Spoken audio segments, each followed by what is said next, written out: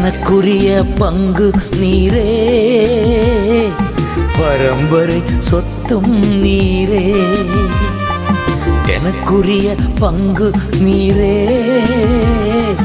பரம்பரை சொத்தும் நீரே. ஆலோசனை தரும் தகப்பனே, இரவும் பகலும் பேசும் தெய்வமே. ஆலோசனை தரும் தகப்பனே, இரவும் பகலும் பேசும் தெய்வமே. எனக்குரிய பிரைஸ் தி லார்ட். ஆண்டவருக்கு மகிமை உண்டாவதாக. இந்த நாளிலே நாம் ஆண்டவரை ஆராதிக்கும்படி தேவன் கொடுத்த கிருபைக்கு நன்றி.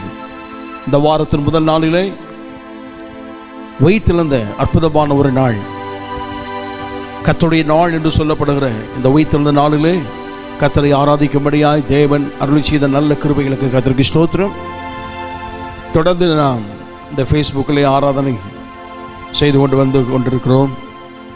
சீக்கிரம் ஆலயத்தை திறப்பதற்கு தேவன் அனுக்கிரகம் பண்ண, எல்லா கண்ணிலையும் தயவு உடைக்க பண்ண நம்ம எல்லாம் ஜெபம் பண்ணுவோம். கர்த்தர் கிருபை செய்வாராக. கர்த்தருக்கு ஸ்தோத்திரம். அதனால் வரை நல்ல கர்த்தரை துதிப்போம், ஆராதிப்போம். வீடுகளில் அமர்ந்திருக்கும் போதும் நல்ல கர்த்தருக்கு நேரம் கொடுத்து கர்த்தரோடு நல்ல ஐக்கியம் ஜெபம் எல்லாம் இருக்கட்டும்.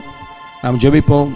ஆண்டவர் இந்த உயிர்த்தெழுந்த நாளின் ஆராதனை ஆசீர்வதிக்கும்படியாய் நம்ம எல்லாம் கண்ணில் பிடி ஜெபம் பண்ணுவாங்க. ஹல்லேலூயா, ஹல்லேலூயா.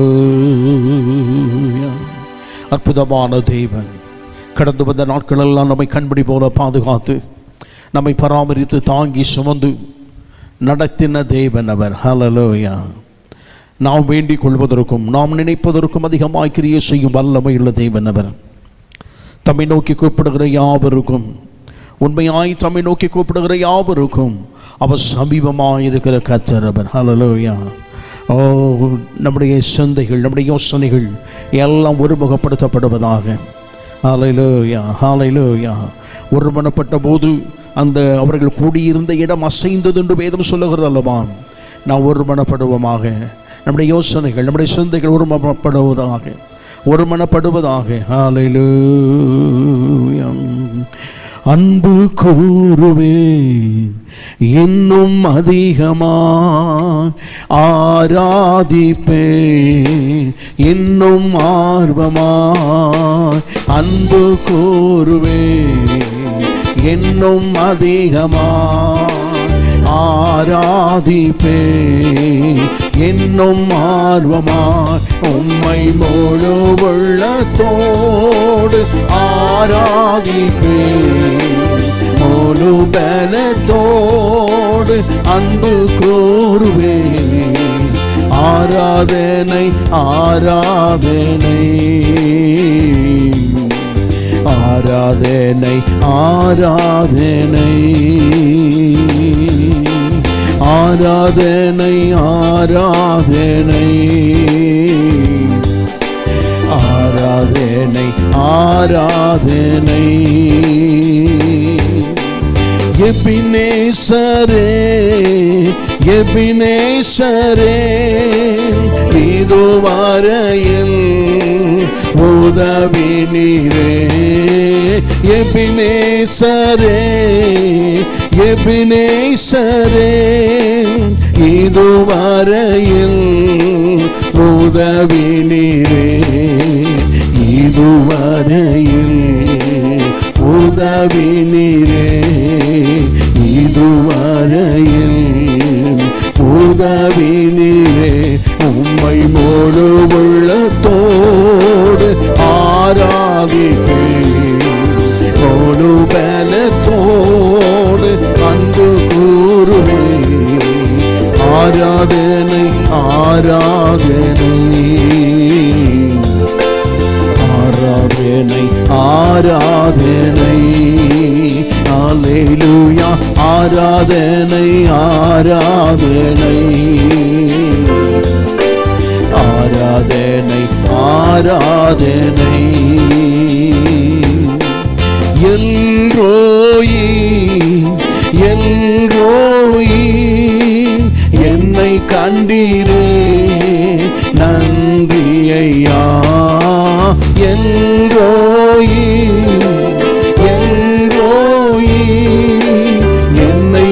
கண்டீரே நன்றி ஐயா, என்னை கண்டீரே நன்றி ஐயா, என்னை கண்டீரே நன்றி ஐயா. உம்மை முழு உள்ளத்தோடு ஆராதிப்பேன், முழு பலத்தோடு அன்பு கூறுவேன். ஆராதனை ஆராதனை ஆராதனை ஆராதனை இசையா, ஆராதனை ஆராதனை ஆராதனை ஆராதனை. யெகோவா ஷாலோம், யெகோவா ஷாலோம், சமாதானமே நன்றி ஐயா.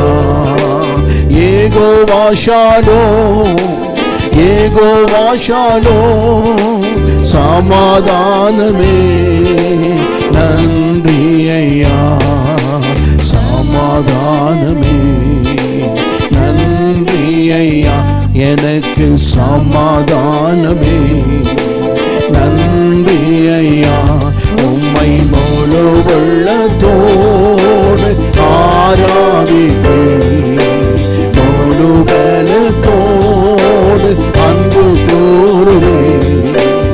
ஆராதனை ஆராதனை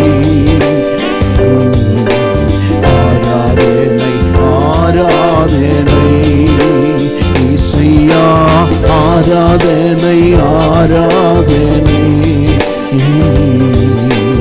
ஆராதனை ஆராதனை. ஹல்லேலூயா ஹல்லேலூயா. நம்ம எல்லாம் கர்த்தரை ஸ்தோத்திரப்படுவோமாக. நம்ம ராஜாதி ராஜாவும் கர்த்தாதி கர்த்தரும் இந்த ஆராதனைக்கு உரியவரை நம்ம ஆராதனை செய்கிறோம். நம்ம பிரசன்னமாக இருக்கிற தேவன் அவர். ஹல்லேலூயா. நீங்கள் வீடுகளிலே தேவ பிள்ளைகளாக இருக்கிற நீங்கள் ஒன்று கூடி இருக்கலாம், தனியே இருக்கலாம், அல்லது குடும்பமாக அமர்ந்திருக்கலாம். நம்மத்திலே பிரசன்னமாக இருக்கிற ஆண்டவர் ஒருவர் இருக்கிறார். ஹல்லேலூயா. நான் அவர்கள் மத்தியிலே வாசம் பண்ணுவேன் என்று சொன்னவர். என் நாமத்தினாலே 2 பேர் 3 பேர் எங்கு கூடியிருக்கிறார்களோ அவர்கள் மத்தியிலே இருக்கிறேன் என்று சொன்ன வாக்கு மாறாத தேவன் ஒருவர் இருக்கிறார். ஹல்லேலூயா. இருக்கிறேன் என்று சொன்னவர் இருக்கிறவராகவே இருக்கிறபடினாலே ஸ்தோத்திரம். இஸ்ரவேல் துதிகளுக்குள் வாசமாய் இருக்கிற தேவரே, நீர் பரிசுத்தர் என்று வேதத்தில் வாசிக்கிறோமே. துதிகளின் மத்தியில் வாசம் பண்ணும் தேவன் ஒருவர் இருக்கிறார். ஹல்லேலூயா.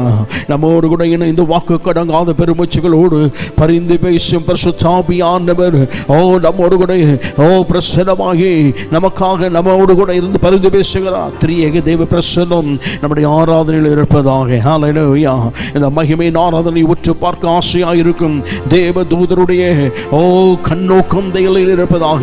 நாம் கூடியிருக்கிற எல்லையில் தேவனுடைய உள்ளாவுதல் இருப்பதாக, தேவ தூதருடைய உள்ளாவுதல் இருப்பதாக. ஹல்லேலூயா ஹல்லேலூயா. நாம் எதிர்பார்த்திருக்கும் எதிர்பார்ப்புகள், நம்முடைய தேவைகள், நம்முடைய காரியங்கள் எல்லாம் கர்த்தர் பொறுப்படுத்திக் கொள்வாராக. ஹல்லேலூயா. இந்த ஆராதனை கர்த்தர் ஆசீர்வதித்து தர வேண்டும். ஆராதனை முழு தேவ பிரசன்னத்தால் நிரப்பப்பட வேண்டும். ஒவ்வொரு பகுதியிலும் தேவாவினுடைய நடத்துதலும் பராமரிப்பும் கண்ணோக்கம் இருக்க வேண்டும். நம்முடைய காரியங்கள் எல்லாம் கர்த்தர் மேற்பட்டுக் கொள்வாராக. ஹல்லேலூயா. Praise the Lord. ஹல்லேலூயா. ஸ்தோத்திரம் ஆண்டவரே. ஹல்லேலூயா ஹல்லேலூயா. நம்முடைய தேசத்தின் காரியங்களை கர்த்தர் மேற்பட்டுக் கொள்வாராக. தேசத்தில் தேவன் அற்புதமானவைகளை செய்ய வேண்டும். உலகம் முழுவதும் கொரோனா வைரஸ்னாலே பாதிக்கப்பட்டு ஸ்தம்பித்து போன நிலைகள், செயல்பட முடியாத நிலைகள், எல்லாம் அடைக்கப்பட்ட சூழ்நிலைகள் எல்லாமே அடைக்கப்பட்டு போனது. என்ன செய்வோம் கலங்கி இருக்கிற இந்த காலகட்டத்தில் தேவன் நம்முடைய தேசத்தின் மீது கண்ணோக்கமாக இருப்பாராக. நம்முடைய தேசத்தை கண்ணோக்கி பார்ப்பாராக. தேவ பிள்ளைகளாக இருக்க நாம் ஒன்று கூடி ஜெபிக்கும் போது நம்முடைய தேசத்திலே தேவ சமாதானமும் சந்தோஷமும் ஆறுதலும் தேவ ஜனங்கள் மத்தியிலே மகிழ்ச்சியும் களிப்பும் உண்டாவதாக. எல்லா வியாதிகளுக்கும் சத்ருவின் கட்டுகளுக்கு விலக்கி காப்பாராக. எல்லா இன்ஃபெக்ஷனுக்கு விலக்கி காப்பாராக. இந்த வியாதிகளுடைய கூறுகள் ஒன்றும் நம்முடைய தேவனுடைய பிள்ளைகளை சேதப்படுத்தாதவருடைய ஆரோக்கியத்தின் சட்டைகள் மறைத்துக் கொள்வாராக. ஹல்லேலூயா அவர் நீதியின் சூரியன். அந்த நீதியின் சூரியனுடைய உதயமானது நம்முடைய வாழ்க்கையில் இருப்பதாக. அவர் மீது உதயமாகும் போது அவருடைய சட்டையின் மறைவு நம்மை மறைத்து கொள்ளும். அந்த சட்டையின் கீழ் நாம் தஞ்சம் அடையும் போது அந்த சட்டையின் கீழ் ஆரோக்கியம் உண்டு என்று சொல்லப்படுதல்லவா. ஆரோக்கியத்தின் சட்டைக்குள் தேவன் தம்முடைய பிள்ளைகள் ஒவ்வொருவரையும் மறைத்துக் கொள்வாராக. ஹல்லேலூயா, ஹல்லேலூயா, ஹல்லேலூயா. ஆண்டவர் ஆராதனை ஆசீர்வதித்து தர வேண்டும். பரிசுத்தமுள்ள நல்ல பிதாவே, உமக்கு ஸ்தோத்திரம் ஐயா. எங்கள் ஆண்டவரே இந்த ஆராதனை ஆசீர்வதித்து தர வேண்டும் என்று சொல்லி நம்முடைய கரத்திலே நாங்கள் ஒப்புக்கொண்டு ஜெபிக்கிறோம். தொடக்கம் முதல் முடிய வரையிலும் ஆண்டவரே திரியேக தேவ பிரசன்னம் எங்களோடு இருப்பதாக. பரிசுத்த ஆவியானவர் முன்னின்று நடத்துவீராக. நாங்கள் மனிதர்கள், நாங்கள் கருவிகள், நாங்கள் பயன்படுத்தப்படும் ஆண்டவரே நம்முடைய சுத்தப்படி செயல்பட வேண்டும் என்று விரும்பி ஒப்புக் கொடுக்கப்பட்ட கருவிகளையா எங்கள் ஆண்டவர் மட்டும் மகிமைப்படுவீராக. இயேசு ராஜ்யம் உயர்த்தப்பட வேண்டும் என்று விரும்புகிறோம்.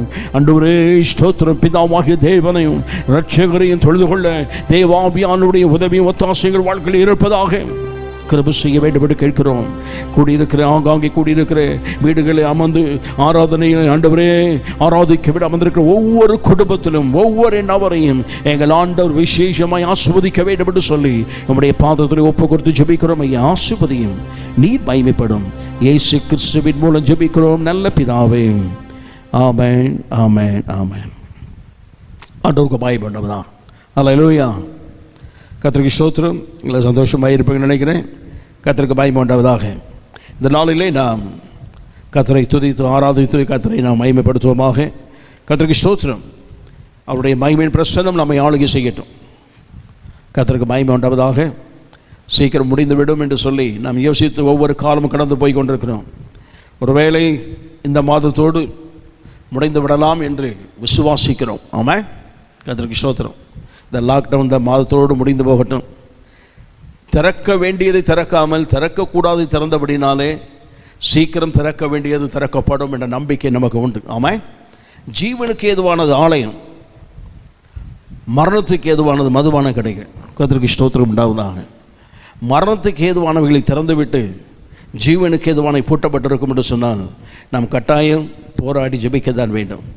தேவன் கிரியை செய்வாராக. ஆமாம், இதை திறக்கும் போது அதற்கு ஒரு மூடு விழா வரணும். ஆமாம், கர்த்தர் கிருபை செய்வாராக. நாம் ஜெபிப்போம். அநேக குடும்பங்கள் இவைகளினால் பாதிக்கப்பட்டு கண்ணீரோடு இருப்பதை, மறுபடியும் கண்ணீரும் பிரச்சனைகளும் போராட்டத்தோடு இருப்பதை நாம் பேப்பரில் வாசிக்கிறோம், செய்திகளில் கேட்கிறோம். கர்த்தருக்கு பயம் உண்டாவதாக. கர்த்தர் உதவி செய்வாராக. நாம் கர்த்தரை துதித்து பாடுவோம். அல்லேலூயா. கர்த்தரை ஏகமாய் துதியுங்கள். அவர் நடத்தும் செயல்களெல்லாம் பார்த்தோரை துதியுங்கள். தம்பரோடு வீணையோடும் கர்த்தரை துதியுங்கள். அவர் உண்டாக்கின சூரியனை சந்திரனை, அவர் சொற்படி செய்யும் பெருங்காற்று அக்கினியை கல்பாலையே அவரை துதியுங்கள். 148ஆம் சங்கீதத்தில் பாடுகிறான். கர்த்தருக்கு பயமா உண்டாவதாக. நாம் ஆண்டவரை துதித்து பாடுவோம்.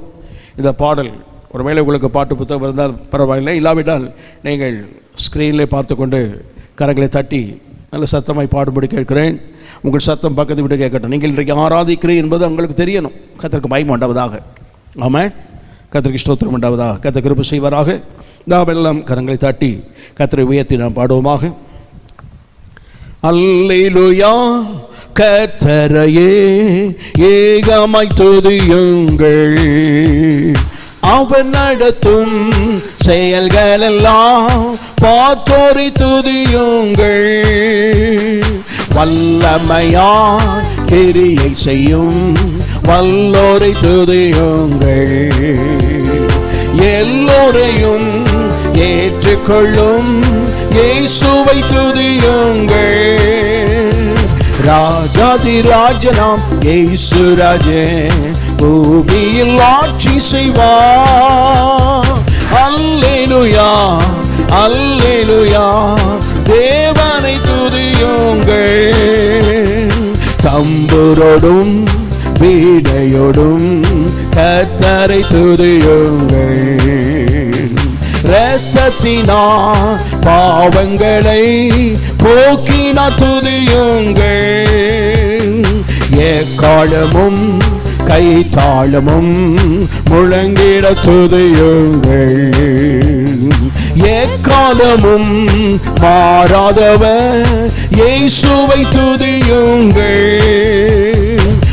ராஜாதி ராஜனாம் இயேசு ராஜே பூமியில் ஆட்சி செய்வார்.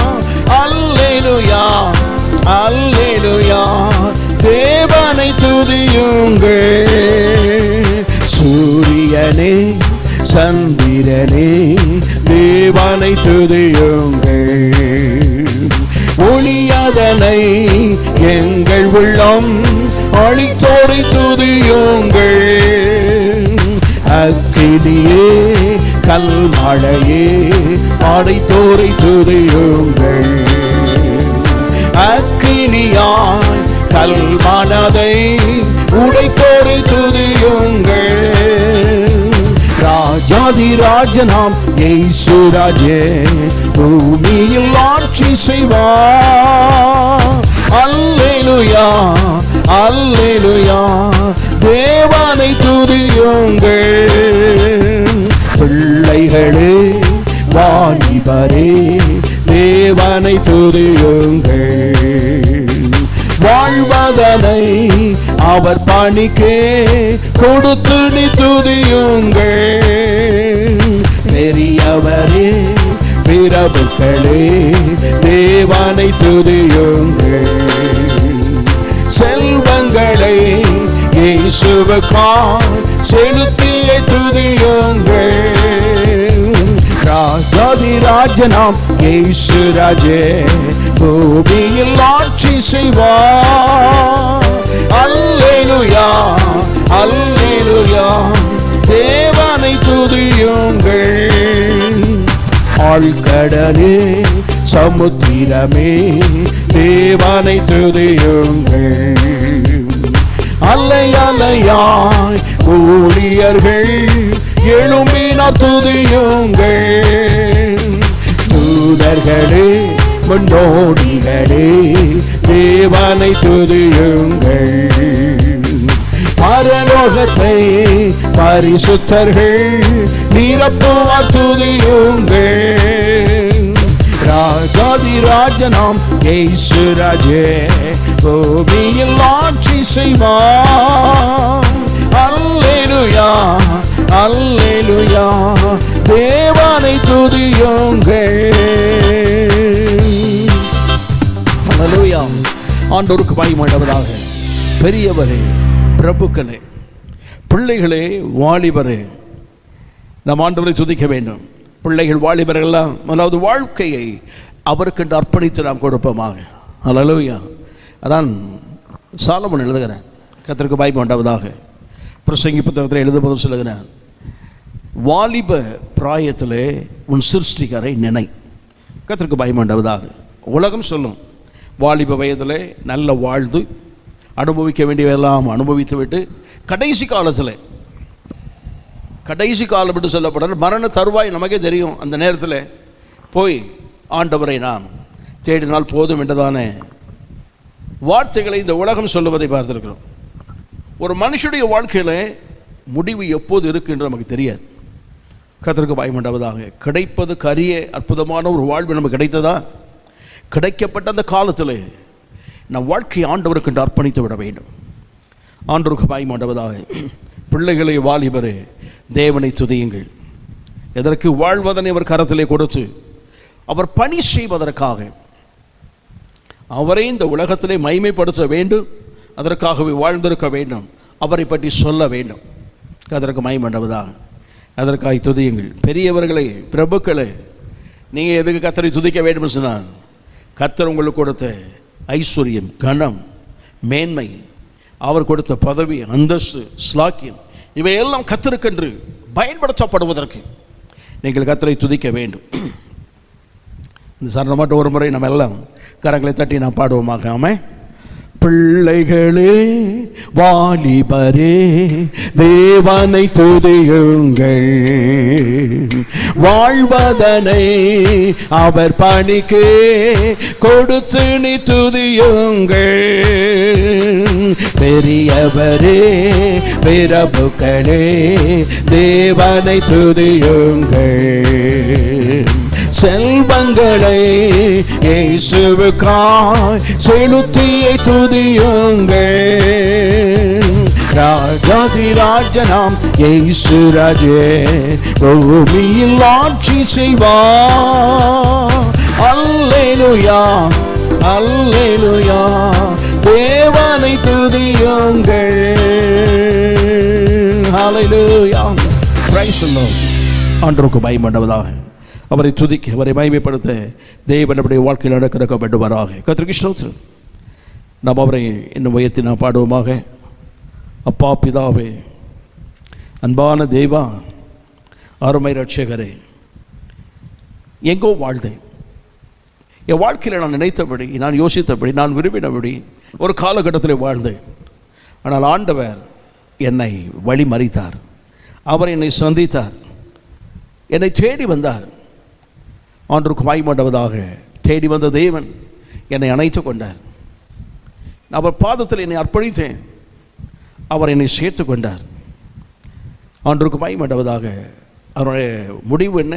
நான் எங்கே சென்றாலும் ஒரு நிழலை போல என்னை பின்பற்றி வருகிறார். எனக்கு முன்னும் செல்கிறார், என்னை பின்னாலே இருந்து அவர் காக்கிறார். வலது பக்கத்தில் நிழலாக இருக்கிறார். என்னை சுற்றிலும் அவருடைய பிரசன்னம் என்னை சூழ்ந்து கொள்வதற்கு உதவி செய்கிறார்.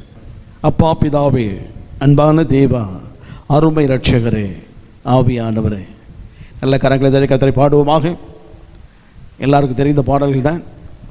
நம்ம எல்லாம் கரங்களை தட்டி நல்லா பாடுவோம். ஆராதனைக்கு உரிய பாடல். கர்த்தரை உயர்த்தி நான் பாடுவோமாக.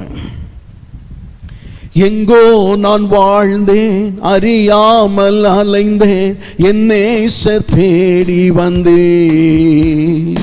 எங்கோ நான் வாழ்ந்தேன், அறியாமல் அலைந்தேன், என் நேசர் தேடி வந்தேன். நெஞ்சார அனைத்து முத்தங்கள் கொடுத்து நிழலாய் மாற்றிவிட்டேன். நெஞ்சார அனைத்து முத்தங்கள் கொடுத்து நிழலாய் மாற்றிவிட்டேன்.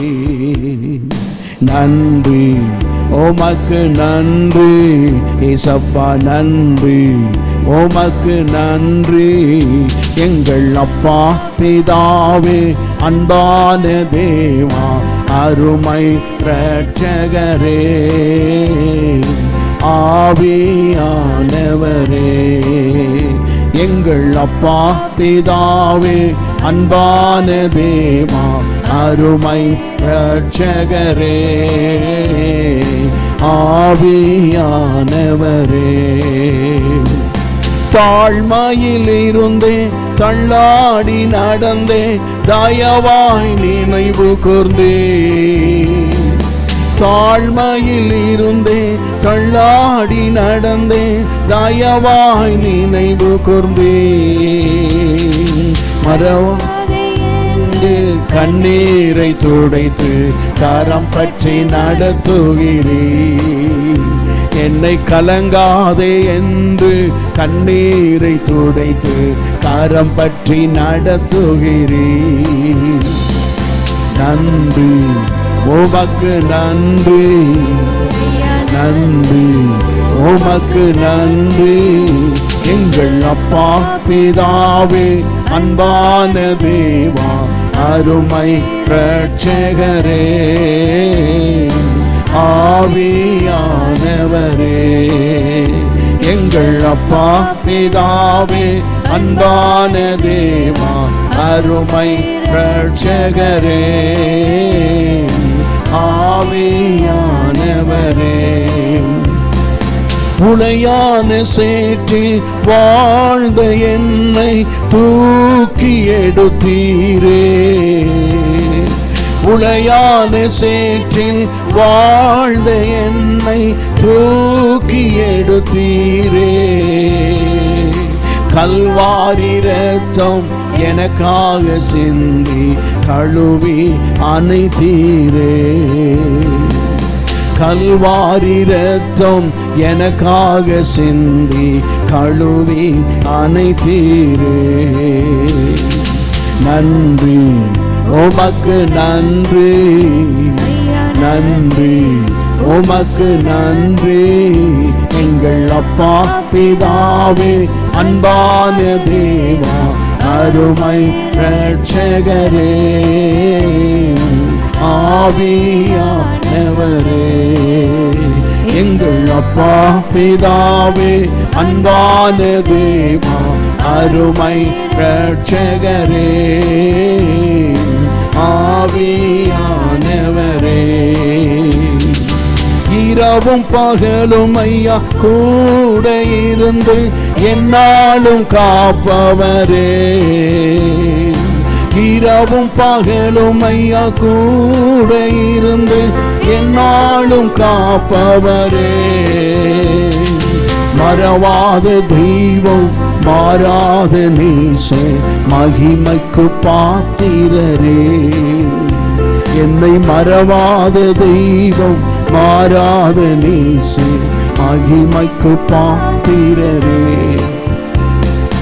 நன்றி உமக்கு நன்றி நன்றி உமக்கு நன்றி எங்கள் அப்பா பிதாவே அன்பான தேவா அருமை ரட்சகரே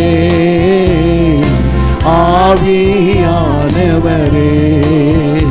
எங்கள் அப்பா பிதாவே அன்பான தேவா அருமை ரட்சகரே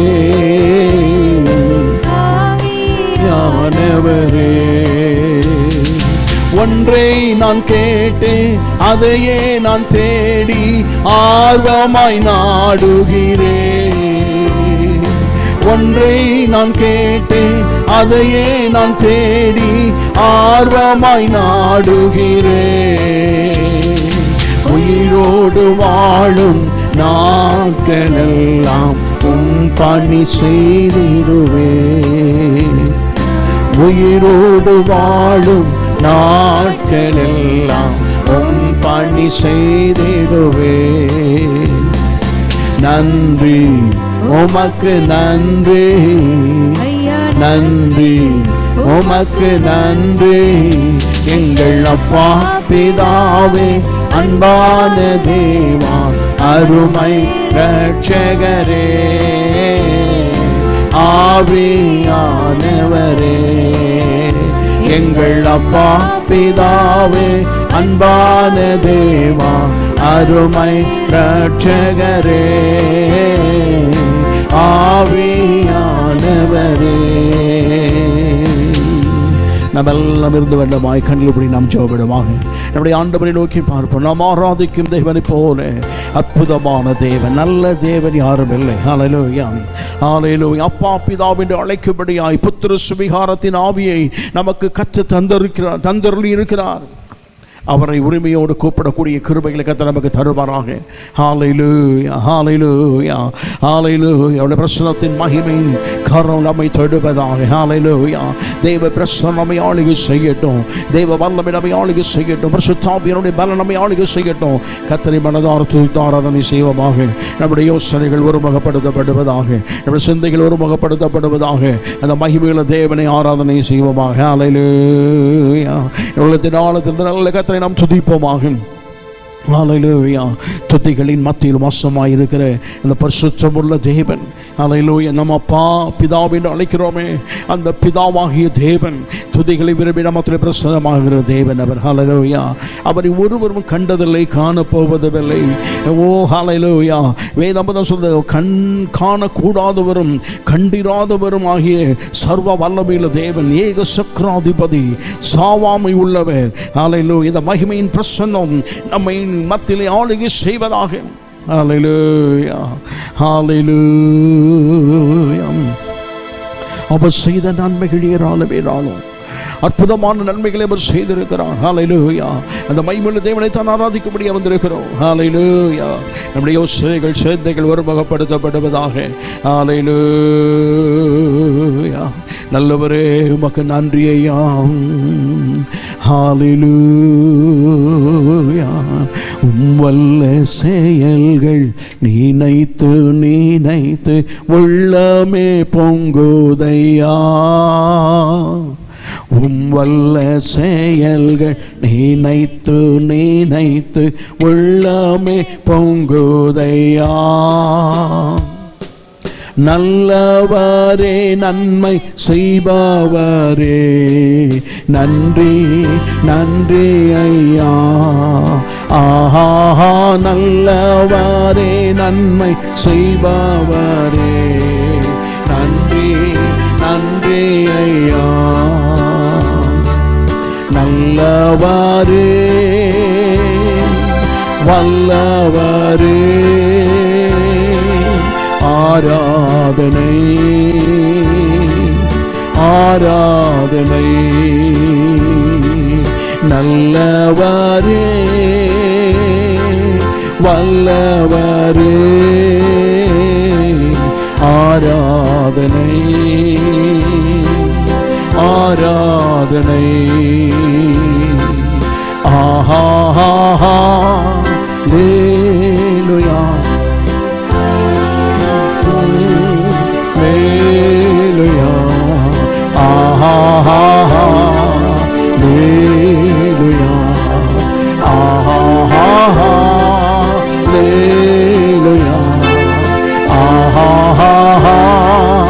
ஹல்லேலூயா ஆஹா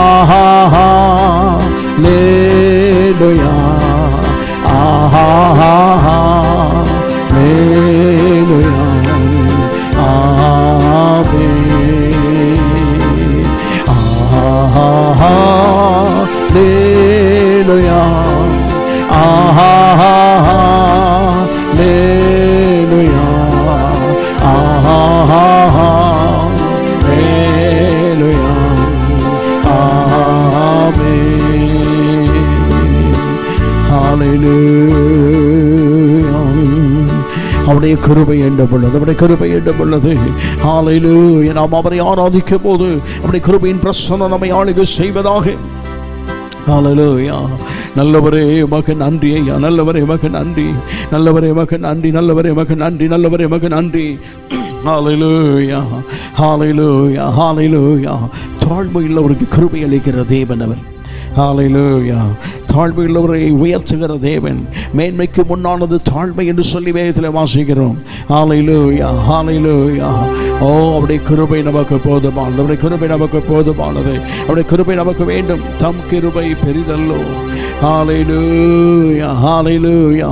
நம் நிர்மலமாகாதிருப்பது தேவ கிருபை என்பதை வேதம் நமக்கு சுட்டி காட்டுகிறது. புலம்பலிலே தீர்க்கதரிசி சொல்லுகிறான், நாம் நிர்மலமாகாதிருப்பது தேவனுடைய கிருபையே. ஹல்லேலூயா. அந்த அற்புதமான தேவன் கிருபை செய்வாராக. ஹல்லேலூயா.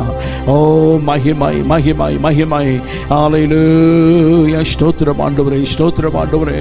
நல்லவரே மக நன்றி, நல்லவரே மக நன்றி. ஹல்லேலூயா ஹல்லேலூயா. ஓ, மகிமையான தேவனுக்கு நன்றி, மகிமையான தேவனுக்கு நன்றி. ஹல்லேலூயா. ஸ்தோத்திரம் ஆண்டவரே. ஹல்லேலூயா. நிர்மூலமாகாததும் நிற்பது மோக்கிருபை, நிர்மூலமாகாததும் நிற்பது மோக்கிருபை. நீசம் என் பாவம் நீங்கினதே, நித்திய ஜீவன் பெற்றுக்கொண்டே. நீசம் என் பாவம் நீங்கினதே, நித்திய ஜீவன் பெற்றுக்கொண்டே. காத்து கொள்ள பெருமை தாருமே, காத்து கொள்ள பெருமை தாருமே. தம் கிருபை பெரிதல்லோ, எம் ஜீவனிலும் அதே. இம்மட்டும் காத்திடுவே, இன்னும் தேவை பெருமை தாருமே, இன்னும் தேவை பெருமை தாருமே. ஆஹா ஹல்லேலூயா ஆஹா ஹல்லேலூயா ஆஹா ஹல்லேலூயா ஆஹா ஹல்லேலூயா ஆஹா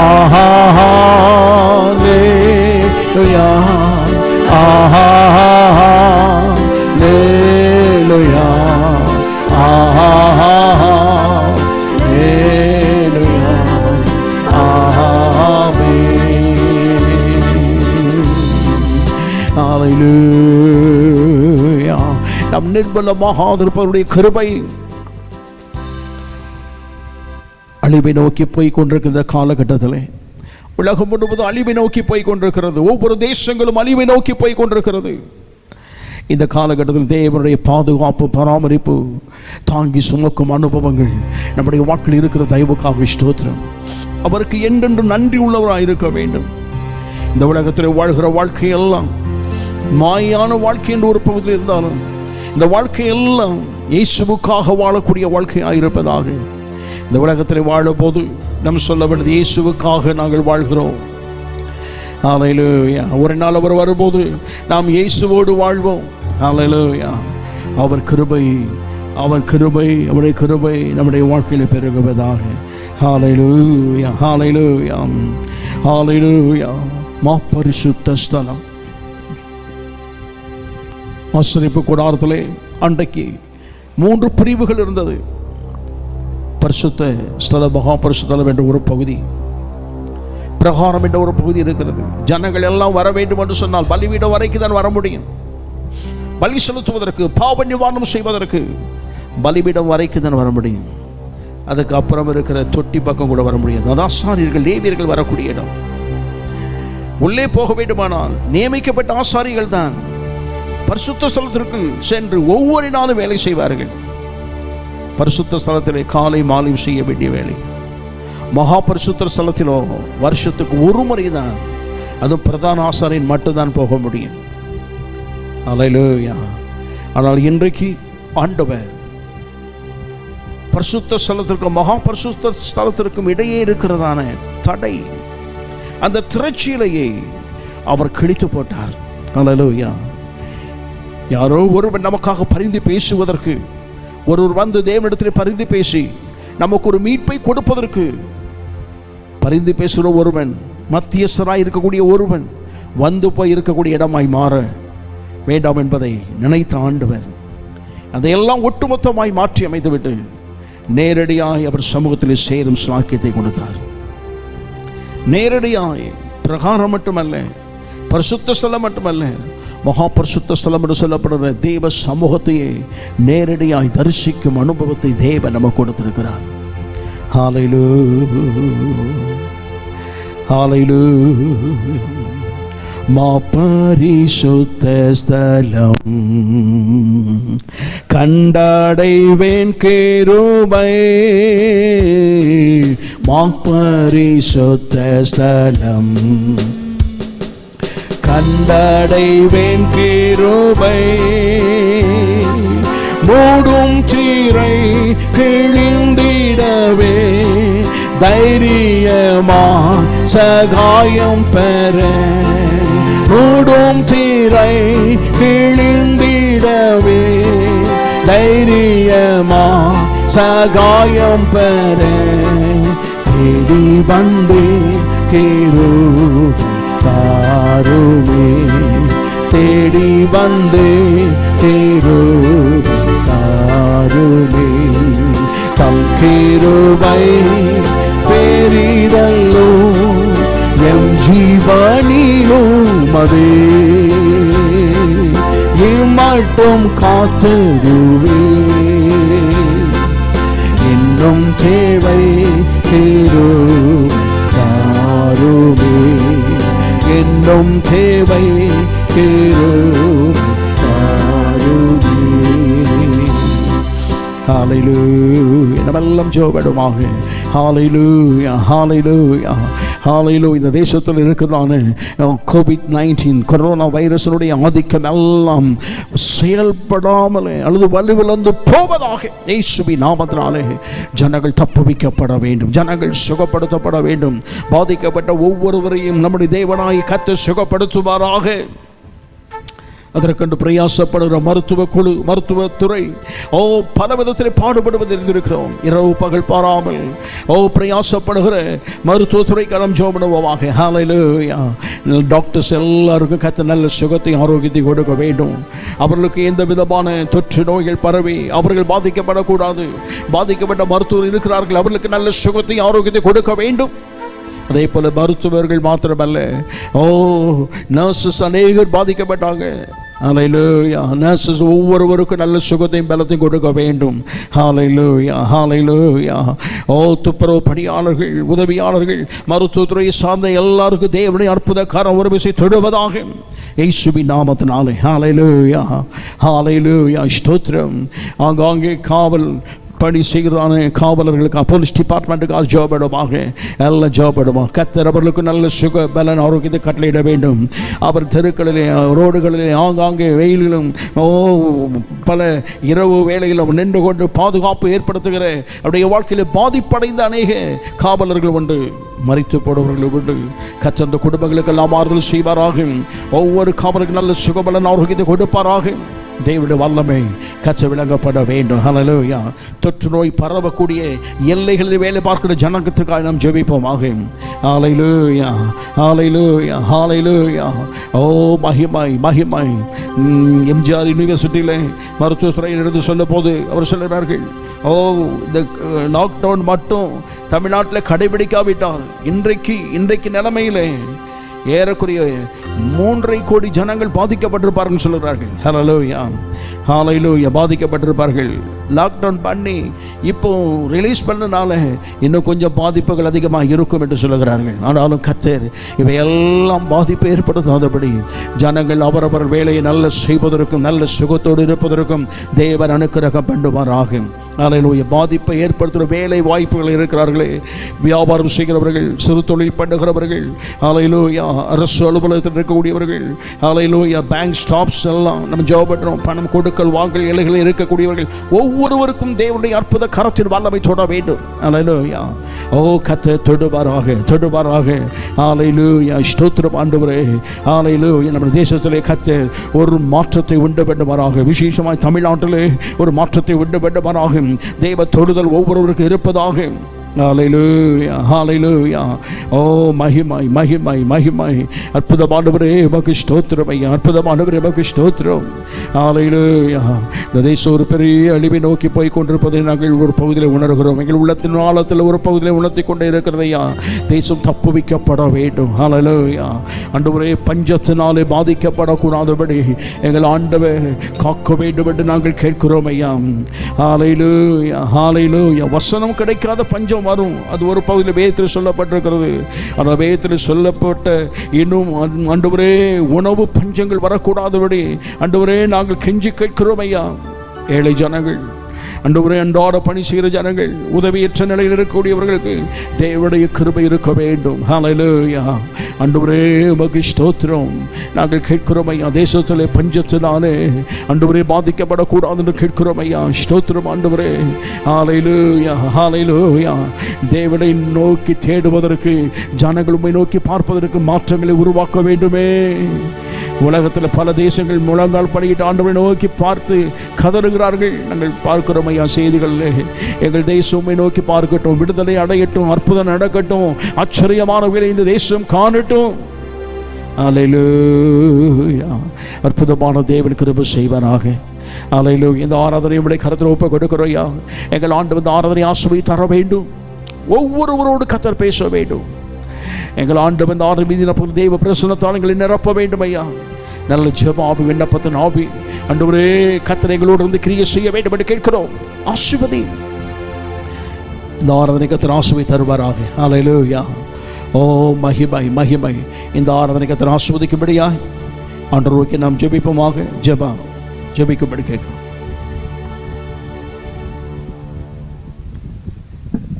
எங்களை நேசிக்கிற தகப்பனே ஆண்டவரே, இந்த வேளையிலுமே ஆராதிக்க தொழுது கொள்ள கர்த்தர் நீர் எங்களுக்கு பாராட்டின எல்லா தயவுக்காய் துதிக்கிற தகப்பனே ஆண்டவர், மீதி இருக்கிற சங்கீத பகுதி கர்த்தர் ஆசீர்வதிப்பீராக. ஆண்டவரே, இந்த வார்த்தையான மன்னாவை கர்த்தர் பரத்திலிருந்து தந்தரிலிருமா ஜெபிக்கிறோம். கேட்குற ஒவ்வொரு வார்த்தைகளை தியானித்து ஆண்டவரே அதுபடி நடந்து கொள்ள கர்த்தர் கிருபை தருவீராக. வசந்த கேட்குற எல்லாரும் கர்த்தர் ஆசீர்வதிப்பீராக. உங்கள் நாமத்துக்கு மகிமை செலுத்துகிறோம்.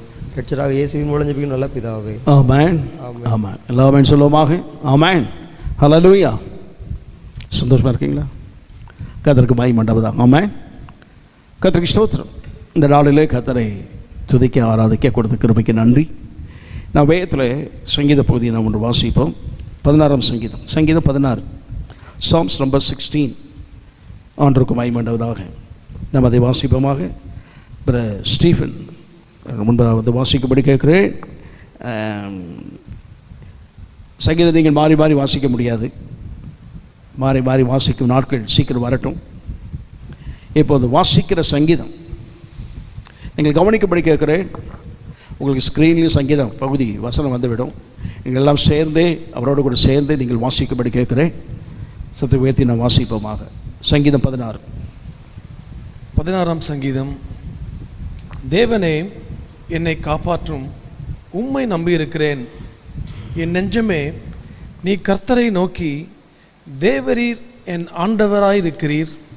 என் செல்வம் உமக்கு வேண்டியதாயிராமல் பூமியில் உள்ள பரிசுத்தவான்களுக்கும் நான் என் முழு பிரியத்தையும் வைத்திருக்கிற மகாத்மாக்களுக்கும் அது வேண்டியதாயிருக்கிறது என்று சொன்னாய்.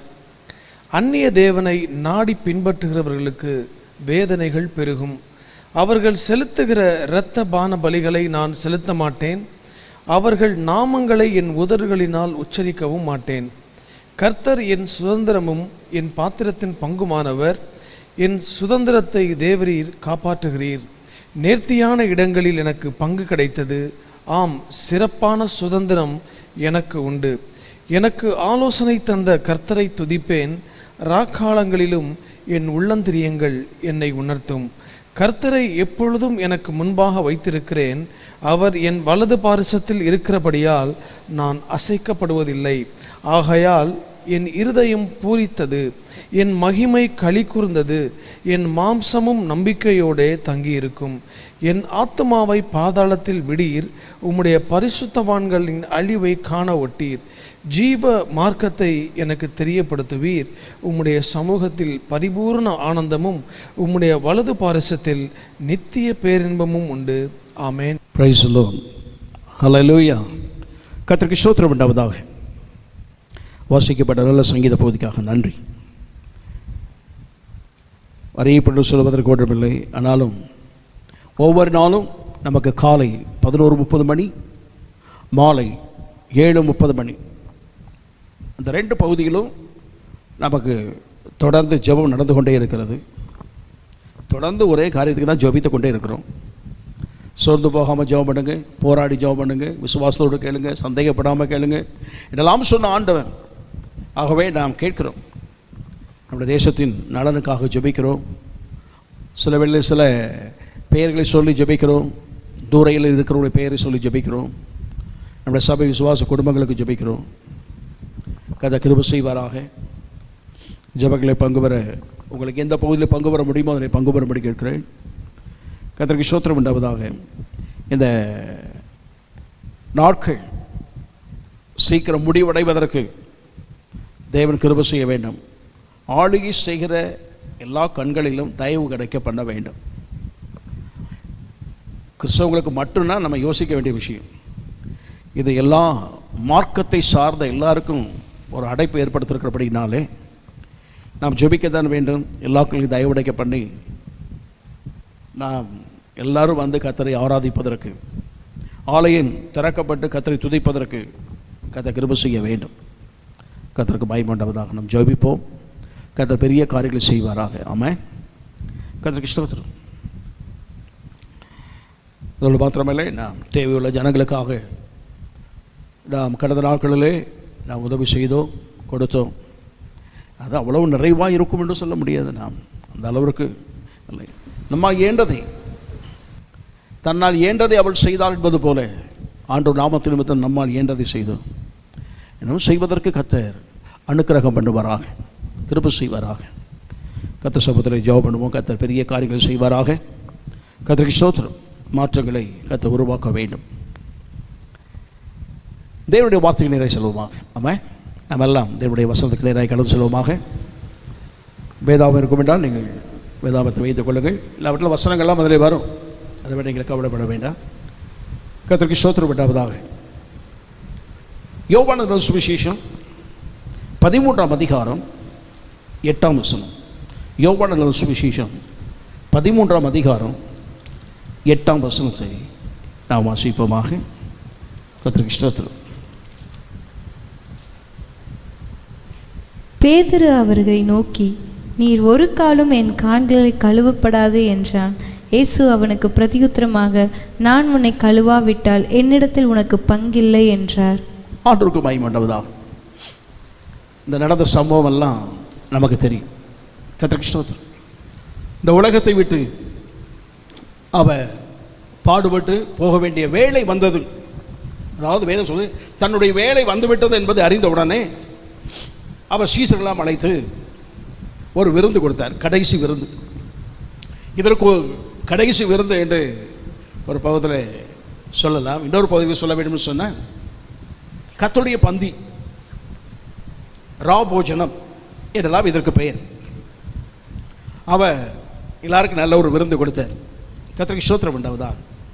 பொதுவாக டிரான்ஸ்ஃபர் ஆகி போகிறவங்க ஒரு 5 வருடங்கள் 10 ஆண்டுகள் ஒரு அலுவலகத்தை வேலை செய்துவிட்டு உயர் பதவி அடைந்து அவர் இன்னொரு எல்லைக்கு மாற்றப்படும் போது அவர் இருக்கிற அலுவலகத்தை வேலை பார்த்த எல்லாருக்கும் ஒரு ட்ரீட் கொடுப்பார். கடைசி ஒரு நான் போகிறேன், இதனால் வரை என்னோட ஒத்துழைப்பு கொடுத்ததுக்கு நன்றி. அதோடு மாத்திரமல்ல, நானும் உங்களோடு கூட இருந்தேன், அநேகம் நானும் கற்றுக்கொண்டேன், நீங்களும் கற்றுக்கொண்டீர்கள், உங்களிடத்தில் தெரிந்து கொண்டவையில் அநேகம், நானும் உங்களுக்கு சொல்லிக் கொடுத்தது அநேகம் எல்லாம் சொல்லி பல காரியங்களை உள் வைத்து அவருக்கு ட்ரீட் கொடுத்துட்டு அவர் போயிடுவாங்க. இதே போல் ஆண்டவர் ஒன்ஸ் ஃபார் ஆல் போக வேண்டும் என்று கொடுக்கவில்லை. அவர் மாம்சத்தில் இருக்கும்போது அவர் கொடுத்த கடைசி விருந்து. கர்த்தருக்கு மகிமை உண்டாவதாக. ஆகவே விருந்து கொடுக்கும் போது அவர் ஏற்பாடு செய்யுங்கள் என்று சொன்னார். 2 சீசர்கள் ஒரு நாள் அழைத்தார். இந்த கடைசி நாள் நேரம் இருக்கும்போது 2 பேரை அழைத்து, நீங்கள் இந்த எல்லைக்கு போங்கள், தண்ணீர் கூடம் எடுத்துக்கொண்டு வருகிற ஒருவரை பார்ப்பீர்கள். அவங்க எங்கே போகிறானோ அவங்க பின்னாலே போங்க. அது மார்க் எழுதிய சுவிசேஷத்திலே 14ஆம் அதிகாரத்திலே 13ஆம் வசனம் முதல் 16ஆம் வசனம் வரை இது சொல்லப்பட்டிருக்கிறது. அவன் எங்கே போகிறான்னு மட்டும் பாருங்கள். அவன் பின்னாலே போங்க. அவன் வீட்டுக்கு நுழைவான், நீ அங்கே போய் ஆண்டவர் விருந்துக்கெல்லாம் ஏற்பாடு செய்ய சொன்னார் என்று சொல்லுங்கள். அவங்களுக்கு மேல் வீட்டை காண்பிப்பான். அந்த மேல் வீட்டில் எல்லாமே ஆயத்தப்படுத்தப்பட்டிருக்கும், போய் பார்த்துட்டு வாங்க அப்படின்னு சொன்னார். சொன்னபடியே போனார்கள். ஒருவன் குடத்தை தூக்கி கொண்டு வருவதை பார்த்தார்கள். பின்னாலே போனார்கள். அங்கே போய் போதகர் சொன்னார், ஆண்டவர் சொன்னார் என்று சொன்ன உடனே மேல் வீட்டை காண்பித்தான். எல்லாம் ஆயத்தமாக்கப்பட்டிருந்தது. ஆச்சரியமாக இருந்தது. கர்த்தருக்கு ஸ்தோத்திரம் உண்டாவதாக. ஆண்டவர் சொன்னார், எல்லாம் அங்கே வந்துடுங்க, இரவு வந்துடுங்கன்னு சொல்லிவிட்டு அவர் போய்விட்டார். இரவு அவர்கள் விருந்து செய்யும் போது ஆண்டவர் திடீரென்று எழுந்து விட்டார். ஒரு கச்சையை எடுத்து இடுப்பில் கட்டிவிட்டு ஒரு பாத்திரத்தில் தண்ணீர் எடுத்து ஒரு துணியை வைத்துக்கொண்டு ஒவ்வொருடைய பாதங்களாக கழுவ ஆரம்பித்தார். சிலர் என்னவென்று திகைத்து கலங்கி ஏனென்று கேள்வி கூட கேட்க முடியாமல் பயந்து போயிருந்தாங்க. இவர் என்ன செய்கிறான்னு தெரியலையே, எதற்காக செய்கிறான்னு தெரியலையேன்னு சொல்லி சிலர் இருந்தார்கள். யாரும் கேள்வி கேட்ட மாதிரி தெரியல. பயந்து கலக்கத்தோடு என்ன செய்யறான்னு தெரியாமலே கலங்கின நிலையில் இருந்தார்கள். பேதுரு மட்டும் கேட்டான், என் காலை நீர் கழுவக்கூடாது, அந்த அளவிற்கு நான் பெரிய ஆள் இல்லை என்பதை மனதில் வைத்து தான் சொன்னான். அப்படி சொல்லியிருக்கலாம்.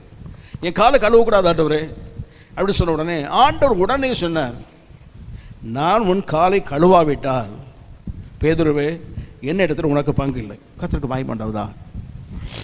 ஆண்டவர் இங்கே சொன்ன காரியம், உன் கால்களை நான் கழுவுவதற்கு இடமளிக்காவிட்டால் என்னிடத்திலே உனக்கு பங்கு இல்லை என்று சொன்ன உடனே ஆண்டவரே கால் மட்டும் இல்லை, என் தலை என் உடல் எல்லாமே கழுவுறதுக்கு நான் ஒப்பு கொடுக்குறேன் என்று சொன்னார். ஆண்டவர் சொன்னார், அதெல்லாம் வேண்டாம், நான் செய்ய வேண்டியதை செய்கிறேன், முழுக வேண்டியது எல்லாம் முழுகி சரியாக தான் இருக்கிறாங்க, ஆனாலும் எல்லாரும் அல்ல என்பதெல்லாம் சொல்லி மறைமுகமாய் சில காரியங்களை சொல்லிவிட்டு கால்களை கழுவினார் என்று சொல்லி வேதத்தில் வாசிக்கிறோம். இது நடந்த சம்பவம். அங்கே அவர் சொன்னதான ஒரு வார்த்தை, நான் கழுவாவிட்டால் என்னிடத்திலே பங்கு இல்லை. கர்த்தருக்கு ஸ்தோத்திரம் உண்டாவதாக. இந்த காலை வேளையில் ஆண்டு சமூகத்தில் வந்திருக்கிறோம். தேவ சமூகத்தில் அமர்ந்திருக்கிற நம்முடைய வாழ்க்கையிலே தேவன் நம்மிடத்தில் உணர்த்து வைக்க வேண்டிய அல்லது சொல்ல வேண்டிய ஒரு காரியம், நமக்கு அவரிடத்திலே பங்கு இருக்க வேண்டும். ஆமாம், கர்த்தருக்கு ஸ்தோத்திரம் உண்டாவதாக. தேவனிடத்தில் பங்கு அப்படின்னு சொல்லலாம், அல்ல கர்த்தரிடத்தில் நமக்கு பங்கு இருக்க வேண்டும் என்பதை சொல்லலாம். கர்த்தருக்கு ஸ்தோத்திரம் உண்டாவதாக. நமக்கு கர்த்தரிடத்திலே பங்கு இருக்க வேண்டும். பங்குன்னு சொன்னால் பல அர்த்தம் இருக்கு. ஒரு பொருளை 4 பகுதியாய் பிரித்து சொல்லும் போது 4 பங்கு என்று சொல்வார்கள். போர்ஷன், ஒரு பார்ட் என்றெல்லாம் சொல்லி அதற்கு சொல்லப்படுகிறது. கர்த்தருக்கு மகிமை உண்டாவதாக. அப்படி இங்கே ஆண்டவர் சொல்லுகிறார், நான் உனக்கு இது செய்கிறேன் என்று சொன்னால் என்னிடத்தில் உனக்கு பங்கு இருக்கிறது. அந்த பங்கு என்றதான பதத்திற்கு நிறைய அர்த்தங்கள் இருக்குது. கர்த்தருக்கு ஸ்தோத்திரம் உண்டாவதாக. பங்கில்லை என்று சொல்லிவிட்டால் என்ன அர்த்தம் அப்படின்னா, எனக்கும் உனக்கு சம்பந்தமே கிடையாது, ஐக்கியம் என்பது இல்லை, எனக்கும் உனக்கும் எந்த உறவு இல்லை, இனி தொடர்பு கிடையாது. ஒன்ஸ் உனக்கு எனக்கும் இடைவெளி வந்துவிடும் என்பதை சுட்டி காட்ட போகிற பகுதி. நம்ம ஊரில் அடிக்கடி சொல்லுவோம் பங்காளி அப்படிம்பாங்க. எந்த காரியம் சொன்னாலும் நம்ம பங்காளி வரட்டும் அப்படிம்பாங்க. ஏன் அப்படின்னா, இந்த காரியத்தை செய்வதற்கு என்னோடு தொடர்பு கொள்ள அல்லது என்னோடு தொடர்புள்ள முக்கியமான ஒரு நபர் இருக்கிறார், அவர் வரட்டும் என்று சொல்லி காத்திருப்பார்கள். எங்கள் பங்காளி வரட்டும் என்று சொல்வார்கள். அவர் இல்லாமல் நாங்கள் பேச மாட்டோம் அப்படிலாம் சொல்வார்கள். பங்காளி என்று சொன்னால் எங்கள் குடும்பத்தோடு முக்கிய பங்கு தொடர்புடைய ஒருவர், அவர் இல்லாமல் வேலை நடக்காதுன்னு சொல்வார்கள். இதே போல தான் ஆண்டவர் சொல்கிறார், என்னிடத்திலே உனக்கு பங்கு இருக்க வேண்டும், நான் இல்லாமல் உன்னால் ஒன்றும் செய்ய முடியாது, ரெண்டாவது செய்யவும் கூடாது என்பதை அவர் மறைமுகமாய் சுட்டி காட்டின ஒரு பகுதி. இந்த காலவெளியில் ஆண்டு சமூகத்தில் வந்திருக்கிறோம். நமக்கு தேவனிடத்தில் பங்கு இருக்கிறதா இல்லையா? கர்த்தருக்கு பயம் உண்டாவதாக. தேவனிடத்தில் நமக்கு பங்கு கட்டாய் இருக்க வேண்டும். கர்த்தருக்கு ஸ்தோத்திரம் உண்டாவதாக. நான் சொன்னேன் இல்லைவா, பங்கு இல்லைன்னு சொன்னால் சம்பந்தம் இல்லைன்னு அர்த்தம். அதுக்கு வேதத்தில் சொல்லப்படுகிறது. உதாரணம் சொல்ல வேண்டும்னா நிறைய உதாரணம் சொல்லலாம். ஒரு சொல்ல வரேன். 1 ராஜாக்களின் புத்தகத்தில் 12ஆம் அதிகாரம் 16ஆம் வசனத்தில் இவ்விதமாய் ஒன்று சொல்லப்படுகிறது. வாசிக்கப்படி கேட்கிறேன். ராஜா தங்களுக்கு செவிக்கூடாததை இஸ்ரவேலர் எல்லாரும் கண்டபோது ஜனங்கள் ராஜாவுக்கு மறு உத்தரவாக, தாவீதோட எங்களுக்கு பங்கேது, ஈசா என் குமாரனிடத்தில் எங்களுக்கு சுதந்திரம் இல்லை, இஸ்ரவேலே உன் கூடாரங்களுக்கு போய்விடு, இப்போதே தாவீதே உன் சொந்த வீட்டை பார்த்துக்கொள் என்று சொல்லி இஸ்ரவேலர் தங்கள் கூடாரங்களுக்கு போய்விட்டார்கள். ஆண்டவருக்கு மகிமை உண்டாவதாக. வாசிக்கப்பட்ட பகுதியை உங்களுக்கு எல்லாம் தெரியும். தாவீது அரசாட்சி செய்தான், உடைய குமாரனாகிய சாலமோன் அரசாட்சி செய்தான். 40 ஆண்டுகள் அரசாட்சி செய்து விட்டார்கள். 80 ஆண்டு ஒரே குடும்பத்தின் கீழ் ஆளுகை இருக்கிறது.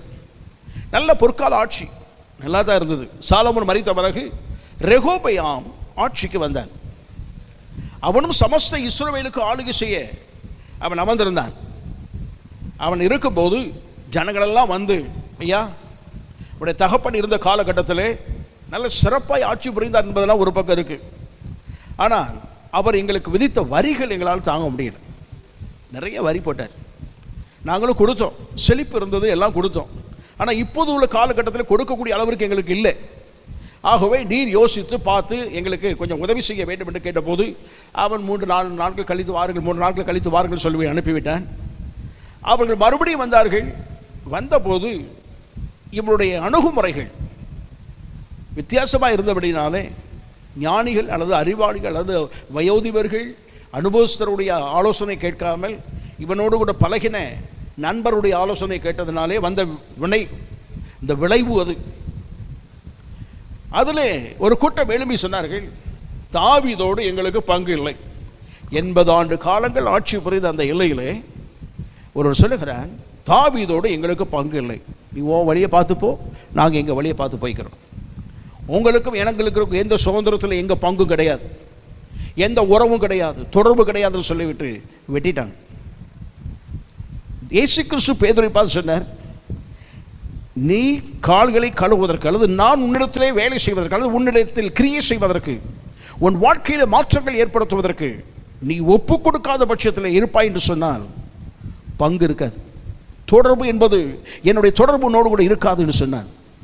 எதை காட்டுதுன்னு சொன்னால் பல அர்த்தங்கள் இருந்தாலும் ஒரு பகுதியிலே தேவன் எப்போது நம்மோடு கூட இருந்து அவர் நம்முடைய பங்காகவே இருக்க வேண்டும், நாம் அவருடைய பங்காக இருக்க வேண்டும் என்று சொல்லி தேவன் நம்ம விரும்புகிறார்.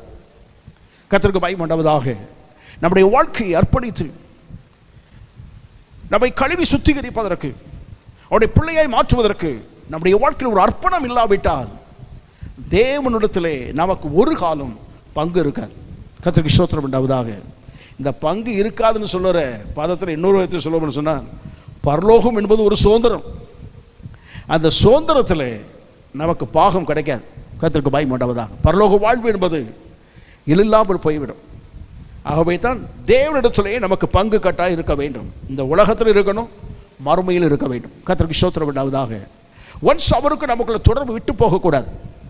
இந்த பிரச்சனை ஏற்பட்டதுனாலே இஸ்ரவேலிலே யூதா என்றும் இஸ்ரவேல் என்றும் பிரிந்தது இன்றைய காலகட்டம் வரைக்கும் ஒன்றாக சேரவே இல்லை. கர்த்தருக்கு பயந்து உண்டாவதாக. சேரல.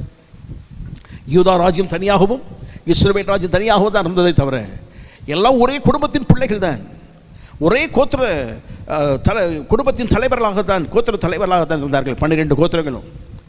ஆனாலும் பிரிந்து போனது, பங்கில்லை என்று சொல்லி போனது, தொடர்பே இல்லாமல் போய்விட்டார்கள். நம்முடைய வாழ்க்கையில் ஆண்டவர் சொன்னார், நான் உங்களிடத்தில் கிரியை செய்வதற்கு உங்கள் வாழ்க்கையிலே ஒப்பு கொடுக்காத பட்சத்தில் எந்த தொடர்பும் இல்லாமல் போய்விடக்கூடாது. ஆண்டவருக்கு மகிமை உண்டாவதாக. நம்முடைய வாழ்க்கையில் எப்போது தேவன் நம்மில் கிரியை செய்வதற்கு நாம் ஒப்பு கொடுப்போம். தேவனிடத்திலே நமக்கு பங்கு எப்போதும் இருப்பதாக. ஆமாம். கர்த்தருக்கு ஸ்தோத்திரம் உண்டாவதாக. வேதத்திலே சொல்லப்படும். இன்னொரு பகுதியில் சொல்ல வேண்டும் என்று சொன்னால் அப்போஸ்தலர்களுடைய புஸ்தகம். ஒருவேளை இது பாவியான மனுஷனுக்கு சொல்லக்கூடியதாக இருக்கலாம், நீங்கள் ஒப்பு கொடுக்க வேண்டும் என்பது. இன்னொரு பகுதியில் சொல்ல வேண்டும் சொன்னால் ரட்சிக்கப்பட்ட ஜனங்களை பார்த்து சொல்ல வேண்டும். 8ஆம் அதிகாரம் 21ஆம் வசனத்தில், அப்போஸ்தலர் 8ஆம் அதிகாரம் 21ஆம் வசனம் விதமாய் சொல்லப்பட்டிருக்கிறது, உன் இருதயம் தேவனுக்கு முன்பாக செம்மையாய் இராதபடியால் இந்த விஷயத்திலே உனக்கு பங்கும் இல்லை பாகமும் இல்லை. ஆண்டவருக்கு மகிமை உண்டாவதாக. சமாரியாவில் பெரிய எழுப்புதல். இவன் ஒரு மந்திரவாதி, பிலிப்பினாலே தொடப்பட்டு மந்திரவாதி ரட்சிக்கப்பட்டான். ஆனால் இதற்கு முன்பு சமாரியாவிற்கு பிலிப் வருவதற்கு முன்பு ஜனங்களை பிரமிக்க பண்ணி கொண்டிருந்தவன், அற்புதங்களையும் ஒரு மாதிரி மந்திர வித்தைகளையும் செய்து கொண்டு ஆச்சரியப்படுத்தினான். ஆனால் பிலிப் அந்த எல்லையில் வந்த பிறகு நிலைமை மாறிட்டு இவன் வாழ்க்கை ஒப்பு கொடுத்தான், ரட்சிக்கப்பட்டான்.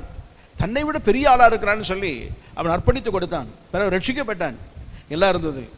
ஒரு நாள் பேதுரு, யாக்கோபு, யோவான் 3 பேர் வந்து கரங்களை வைத்து ஜெபம் பண்ணிக்கிட்டு இருக்கும்போது அபிஷேகம் பெறுகிறார்கள். அநேகர் அந்நிய பாஷை பேசுவதை பார்த்த உடனே இது நாள் வரை நான் இதை மாதிரி செய்தது இல்லையே, அவனுக்கு ஒரு எண்ணம் வந்தது. அவன் கொஞ்சம் பணத்தெல்லாம் எடுத்துட்டு அவங்க கையில் கொண்டு போய் கொடுத்து, இது ஏதோ ஒரு மந்திர வித்தை போல, இதையும் நம்ம படிச்சுக்கிட்டோம்னா நமக்கு கொஞ்சம் நல்லா இருக்கும் அப்படின்னு நினச்சி, இந்த வரம் எனக்கு வேணும் அப்படின்னு காசை கொண்டு போய் கொடுத்து, இந்த வித்தை எனக்கு சொல்லிக் கொடுங்க அப்படிங்கிற மாதிரி கேட்டான். அப்போது அவர் சொன்னார்கள், உனக்கு பங்கும் இல்லை, எதுவும் இல்லையா, பாகமும் கிடையாது. கர்த்தருக்கு பயப்பட்டவதாக. பணத்தினாலே சம்பாதிக்க முடியும், அந்த பங்கை பெற்றுக்கொள்ளலாம் என்று சொல்லி அவன் யோசித்து, அவனுக்கு தேவன் அவனுக்கு கற்றுக் கொடுத்தது தேவனுடைய வல்லமையும் தேவனுடைய வரங்களும் தேவனுடைய ஆசீர்வாதங்களையும் தேவன் தன்னுடைய சுய சம்பாத்தியத்தினாலே பெற்றுக்கொள்ளலாம் என்றதான எண்ணம் இருக்கும் என்று சொன்னால் அவனிடத்தில் தேவனுடைய பங்கு இருக்காது. ஆமாம். அதுக்கு தான் ஆண்டவர் சொன்னார், அவரிடத்தில் பரிதானம் செல்லாது. அதற்கு மகிமையானவர்தான். அவரிடத்தில் பணம் கொடுத்து அவரை அட்ஜஸ்ட் பண்ணலாம்னு சொன்னால் அது செல்லாது. நம்மை விட அவர் ஐஸ்வர்யம் உள்ளவர், நம்மை விட அவர் ஆசீர்வாதம் மிகுந்த தேவன். அவருடைய ஐஸ்வர்யத்துக்கு இணைய இந்த உலகத்தில் ஒரு ஆள் கூட கிடையாது. இந்த உலகம் முழுவதையும் தூக்கி வச்சாலுமே அவருடைய ஐஸ்வர்யத்துக்கு இணைய ஒன்றுமே கிடையாது. கர்த்தருக்கு பயப்பட்டவதாக. அவருடைய ஐஸ்வர்யம் மகா ஐஸ்வர்யமானவர். அவர் இருக்கிற பரலோகத்தை அப்படி செய்து வச்சிருக்கார். கர்த்தருக்கு பயப்பட்டவதாக. வெளிப்படுத்துகிற 20ஆம் அதிகாரத்தில் 21ஆம் அதிகாரத்தில் வாசு பார்த்தா தெரியும். நாம் வைத்திருக்கிற கட்டடங்கள், நாம் வைத்திருக்கிற அழகு மாளிகைகள் எல்லாம் அந்த பகுதியில் அந்த தெருவினுடைய ஒரு முனைக்கு கூட ஈடாகாது. அவ்வளோ பிரம்மாண்டமாக கட்டி வச்சிருக்கார். அவர் ஐஸ்வர்ய சாம்பனர். அவர்கிட்ட போய் பரிதானம் கொடுத்து அல்லது பணத்தை கொடுத்து இதெல்லாம் பங்கு ஏற்படுத்தி கொள்ளலாம்னு சொன்னான். எந்த மனுஷனும் அவரிடத்தில் பணத்தினாலே பங்கு ஏற்படுத்தி கொள்ள முடியாது. ரட்சிக்கப்பட்டவனாக இருந்தாலும் சரி, ரட்சிக்கப்படாதவனாலும் சரி. ரட்சிக்கப்பட்ட அநேகருடைய வாழ்க்கையில் என்ன நினைக்கிறார்கள், இதையெல்லாம் செய்தால், அதை கொடுத்தால், இதை கொடுத்தால், ஆலயத்துக்கு செய்தால் கர்த்தருக்கு பங்கு கிடைக்கும் என்று சொல்லி. இல்லை, நம்முடைய வாழ்க்கையில் நம்முடைய வாழ்க்கை அர்ப்பணித்து கொடுத்தாலுடைய அவர் பங்கு நமக்கு கிடைக்காது. ஆகவே இந்த காலத்தில் தெய்வ சமூகத்தில் வந்திருக்க நம்முடைய வாழ்க்கையில் நம் வாழ்வை அவருக்கு அர்ப்பணித்து கொடுப்போம். அப்படியே நம்முடைய வாழ்க்கையை ஒப்பு கொடுப்போம். அவரிடத்தில் என்னென்றும் சதாக்காலம் நமக்கு பங்கு உண்டு. ஆமாம். அதைத்தான் தாவீது சொல்லுகிறான். வாசித்தோமே சங்கீதம் 16ஆம் சங்கீதத்தில் வாசித்தோமே 5ஆம் வசனத்திலும் 6ஆம் வசனத்திலும் சொல்லப்படுகிறது, கர்த்தருக்கு பயந்து உண்டாவதாக. கர்த்தர் என் சுதந்திரமும் என் பாத்திரத்தின் பங்குமானவர். கர்த்தருக்கு பயந்து உண்டாவதாக. கர்த்தர் என் சுதந்திரமும் பாத்திரத்தின் பங்குமானவர். என் சுதந்திரத்தை தேவரீர் காப்பாற்றுகிறீர். நேர்த்தியான இடங்களில் எனக்கு பங்கு கிடைத்தது. ஆம், சிறப்பான சுதந்திரம் எனக்கு உண்டு. ஆண்டவருக்கு பயந்து உண்டாவதாக. தேவனே எனக்கு பங்கு, நேர்த்தியான இடத்துல எனக்கு பங்கு. அவன் சொல்லுகிறான். கர்த்தருக்கு ஸ்தோத்திரம் உண்டாவதாக. இதை சொல்லும் போது லேவியர்களை குறித்து ஆண்டவர் சொன்னார். இந்த உலகத்தில் அவருக்கென்று அர்ப்பணித்து கொடுத்து விட ஜனங்கள் ஒரு நாள் மோசே மலையிலிருந்து இறங்கி வந்த போது எல்லா ஆட்டம் பாட்டம் கொண்டாட்டம் இருந்தாங்க. விக்கிரகாராதனை இருந்தது. நிறைய பேருடைய நிலை அலங்கோலமான நிலை இருந்தது. இதெல்லாம் பார்த்து பயங்கர கோபத்தில் கர்த்தருடைய பட்சத்திலே நிற்கிறவன் யார் என்று சொன்னபோது லேவியின் புத்திரர் மற்றும் அவங்களும் அங்கே தான் அப்படி தான் இருந்தாங்க. அதுக்கு காரணமானவர்கள் லேவியின் புத்திரர்கள் தான். ஒரு பக்கம் இந்த ஆராதனைக்கு, இந்த டான்ஸுக்கும், இந்த ஆட்டம் பாட்டம் கொண்டாட்டத்துக்கும், இந்த அலங்கோலமான நிலைக்கும் லேவியின் புத்திரர்கள் தான் ரொம்ப வேலை செய்தார்கள். ஆரோனோடு கூட சேர்ந்து செய்து விட்டார்கள். ஆனால் கர்த்தருடைய பட்சத்தில் இருக்கிறவன் யார் என்று பொதுவான ஒரு முறையை அவன் சொன்னான். கர்த்தருடைய பட்சத்தில் இருக்கிறவன் யார்? அங்கே நிற்கிற 13 கோத்திரத்துக்கும் அவன் சொன்னான். என்னடா பாச தப்பா சொல்றாரு? 13 கோத்திரங்கள் 12 தானே? 12 கோத்திரங்கள் தான் நமக்கு சுதந்திரங்கள் பெற்றுக்கொண்டார்கள். லேவியின் கோத்திரத்துக்கு சுதந்திரம் கிடையாது. அதை தான் சொல்ல விரும்புகிறேன். கர்த்தருக்கு பயம் உண்டாவதா? 13 கோத்திரத்தாரங்கள் இருக்கிறார்கள். அதற்கு முன்பு அவர்கள் கர்த்தருடைய வேலை எப்படி செய்தார்கள்? ஒவ்வொரு கோத்திரத்திலும் பெரிய பெரிய ஆட்கள், மூப்பர்கள் வந்து வேலை செய்வார்கள், வாலிபர்கள் வந்து வேலை செய்வார்கள். ஆனால் இன்றைக்கு கர்த்தருடைய பட்சம் நிற்கிறவன் யார் என்று சொன்ன உடனே லேவியின் புத்திரர் மட்டும் அங்கே வந்தார்கள். எல்லாம் மற்ற 12 கோத்திரம் தனியாக நின்று பட்டயத்தை உருவி தீர்த்து கட்டுட்டான். அவர்கள் சகோதரன் என்று பாராமல் யாரும் நம்ம திரும்பி கூட பார்க்கல. கர்த்தர் என்ன செய்ய சொன்னாரோ அதை செய்தார்கள். செய்த உடனே மோசே சொல்லுகிறான், நீங்கள் கர்த்தருக்கு சகோதரன் என்றும் சகோதரி என்றும் குடும்பம் என்றும் பாராமல் கர்த்தர் விரும்பினதை செய்தபடினாலே கர்த்தரே உங்களுடைய பங்கு. கர்த்தருக்கு பயம் உண்டாவதா? கர்த்தரே உங்களுடைய பங்கு. ஆகவே இனி உங்களுக்கு கர்த்தர் தான் பங்கு. இனி உலகத்தில் பங்கு கிடையாது. தேசத்தை சுதந்திரிக்கும் போது நீங்கள் உங்களுக்கு பங்கு என்று சொல்லி ஒரு கோத்திரத்தை கொடுக்க மாட்டாங்க. நீங்கள் எல்லா கோத்திரத்திலையும் பங்கு உண்டு. கர்த்தர் உங்கள் பங்காக இருக்கிறபடினாலே 12 கோத்திரத்திற்குள்ளும் உங்களுக்கு பங்கு இருக்கிறது. ஆகவே எல்லாரோடும் இருக்கக்கூடிய ஒரு ஸ்லாக்கியம் உங்களுக்கு தான் இருக்குது. கர்த்தரே உங்களுடைய பங்காய் மாறுகிறார் என்று சொல்லி கர்த்தர் அந்த பகுதியை சொல்லுவதாய் காண்கிறோம். கர்த்தருக்கு பயம் வேண்டாவதா? சொல்ல விரும்புவது என்னன்னு சொன்னான், ஒன்று அறிக்கையிட வேண்டும். பாவங்களை அறிக்கையிட்ட வாழ்க்கையை ஒப்பு கொடுக்கும் போது கர்த்தர் நம்முடைய பங்காய் மாறுகிறார். நாம் ஒரு பங்குள்ளவராய் மாறுகிறோம். நம்முடைய திறமைகள், நம்முடைய தாளந்து, நம்முடைய ஐஸ்வர்யம் இவைகளினாலே பெற்றுக்கொள்ளலாம் என்ற உணர்வு இல்லாமல் நம்முடைய வாழ்க்கையில் இவைகள் அல்ல ஆண்டவரே, கிருபைதான், நம்முடைய இரக்கம் தான் என்று சொல்லி தேவ ஜனங்கள் அர்ப்பணித்து கொடுக்கும் போது அவருக்கு பங்குள்ளவர்களாக இருப்போம். இன்னொன்று, கர்த்தருக்காக எழும்பும் போது நாம் அவருக்கு பங்குள்ளவர்களாக இருப்போம். கர்த்தருக்கு பயம் உண்டாவதாக. இப்படிப்பட்ட காரியத்தை தான் கர்த்தர் சொல்லுகிறார், தேவனிடத்தில் நமக்கு பங்கு இருக்குது. அவர் சொல்லுவார், அப்போது சொல்லுவார், என்னிடத்திலே உங்களுக்கு பங்கு இருக்கிறது. ஆமா, கர்த்தருக்கு ஸ்தோத்திரம் உண்டாவதா? அவரோடு கூட இருக்கும் ஸ்லாக்கியம், அவரோடு எப்போதும் தொடர்பு கொள்ளக்கூடியதான ஸ்லாக்கியம் கர்த்தருக்கு பயம் உண்டாவதாக. அவரோடு உள்ள சம்பந்தங்கள், தொடர்புகள், ஐக்கியம், இதைத்தான் பங்கு என்று சொல்லுகிறார். கர்த்தருக்கு பயம் உண்டாவதாக. இதான் தாவீது சொன்னான், கர்த்தர் என் பாத்திரத்தின் பங்குமானவர். அவன் சொல்ற விதமும் பாத்திரத்தின் பங்குமானவர். என்னுடைய பங்கு என்று சொல்வதை விட இன்னொரு பகுதியில் கொஞ்சம் அழுத்தமாய் சொல்லுகிறேன். பாத்திரத்தின் பங்கு என்று சொன்னால் பாத்திரம் எதை காட்டுகிறது என்று சொன்னால், நான் வைத்திருக்கிற பாத்திரங்கள் சில்வர், தங்கம் அல்லது தங்கம், வெள்ளி, இரும்பு, மரம், கல் இவைகளால் உருவாக்கப்பட்ட பாத்திரங்கள் அல்ல. பாத்திரம் என்று சொல்வது அவன் வாழ்க்கையை தான் சுட்டி காட்டுகிறான். என் வாழ்க்கையிலே அவர் தான் பங்கானவர். கர்த்தருக்கு பயம் உண்டாவதாக. என் வாழ்க்கை முழுவதற்கும் கர்த்தர் தான் பங்கானவர், வேறு ஒன்றும் இல்லை என்பதை அவன் சுட்டி காட்டுகிறான். எப்படி அறிந்து கொள்வது? அவன் 31 சங்கீதத்தில் இவ்விதமாய் பாடுகிறான், நான் உடைந்த பாத்திரம் போல ஆனேன். அப்படின்னா என்ன அர்த்தம் அப்படின்னா, என் வாழ்க்கை உடைந்து போன நிலையில் இருந்தது. தள்ளிவிடப்பட்ட நிலைகள், அற்பமாக எண்ணப்பட்ட நிலைகள், துரத்தி விடப்பட்ட நிலைகள், அவமானப்படுத்தப்பட்ட நிலைகள், நிந்தைகள், வேதனைகள், வெட்கத்துக்கு கொடுத்தப்பட்ட அனுபவங்கள் என்னுடைய வாழ்க்கையில் இவை எல்லாம் இருந்தது. என்னுடைய வாழ்க்கை என்பது இவைகளால் சூழ்ந்திருந்தது. ஆகவே உடைக்கப்பட்ட நிலையில் இருந்தேன். பல விதத்தில் உடைக்கப்பட்டேன். என் குடும்பத்தினால, என்னுடைய பிள்ளைகளினாலே, என்னோடு ஒரு ஆளுகை செய்கிற நபர்களினாலே, என் சிநேகிதர் சொல்லப்படுகிறவனாலே பல விதத்தில் உடைக்கப்பட்ட நிலை, வாழ்க்கையெல்லாம் உடைந்து போன நிலையில் இருக்கிறேன். அதைத்தான் சொல்லுகிறேன், இந்த உடைக்கப்பட்ட பாத்திரம் போல் இருந்த எனக்கு என் பாத்திரத்தின் பங்கு ஆண்டவர் ஒருவர் தான். அப்படின்னு சொன்னால் என் வாழ்க்கை முழுவதுமே அவர் தான் பங்காக இருக்கிறார் என்று சொல்லப்படும்.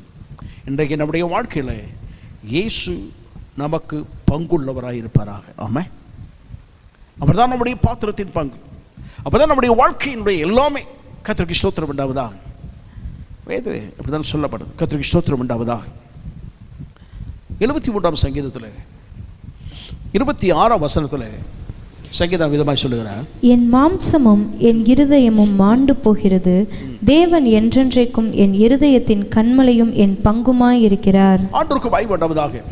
உடைந்து போன அனுபவங்கள், நொறுக்கப்பட்ட அனுபவங்கள் எல்லாம் இருந்தாலும் தேவன் தான் எனக்கு கண்மலையும் என்னுடைய இந்த பாத்திரத்துடைய பங்குமாய் இருக்கிறார் என்று சொல்லுகிறார். முழுமை, என் வாழ்வின் முழுமை அவர் தான். கர்த்தருக்கு ஸ்தோத்திரம் உண்டாவதாக. இப்படி சொன்னதுனால தான் பேதுருவை பார்த்து ஆண்டவர் சொன்னார், பேதுருவே, நீ நினைப்பது போல காலை கழுவ வேண்டாம் என்று சொல்லிவிட்டு ஏதோ ஒன்று நினைத்து விட்டு நீ போவது பெரிதல்ல. நான் உனக்கு கழுவாவிட்டால் உனக்கு பங்கு கிடையாதுன்னு சொன்னான். என்னுடைய ஆளுகை உனக்கு இருக்காது, என்னுடைய வார்த்தைகள் உன்னில் நிறைவேற்றப்பட மாட்டாது. நீ எதிர்பார்க்கிற, என்னிடத்தில் எதிர்பார்க்க எதுவும் உனக்கு இல்லை. அவ்வளோதான். எதை விரும்புகிறாய்ன்னு சொன்ன உடனே வாழ்வை முழுவதும் அர்ப்பணித்து கொடுத்தேன். நான் உன்னுடையத்தில் எப்பொழுது பங்குள்ளவனாக இருக்க வேண்டும். ஆமாம், நமக்கு ஆண்டவரிடத்தில் பங்கு இருக்க வேண்டும். ஆமாம், கர்த்தருக்கு ஸ்தோத்திரம் உண்டாவதாக. சொத்துல பங்கு இருக்கோ இல்லையோ மனதை வைத்துக்கொள்வோம். ஆண்டவரிடத்தில் பங்கு என்று சொல்லி இருந்தால் அது நமக்கு மேன்மையானது.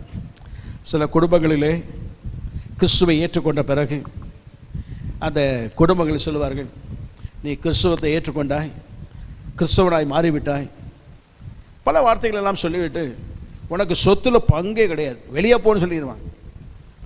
இவரும் சந்தோஷமாக வெளியே வந்துடுவார். ஆனால் காலங்கள் நடுவே என்ன நடக்கும் அப்படின்னா, அவங்க இவனுக்கு சொத்து கொடுக்காமல் இருந்தலாம்னு சொல்லி நினைத்தால் இப்போதுள்ள காலகட்டத்தில் சொத்து கொடுக்காமல் இருக்க முடியாது. சொத்து தானாக வரும், அது ஒரு பக்கம் இருக்கட்டும்.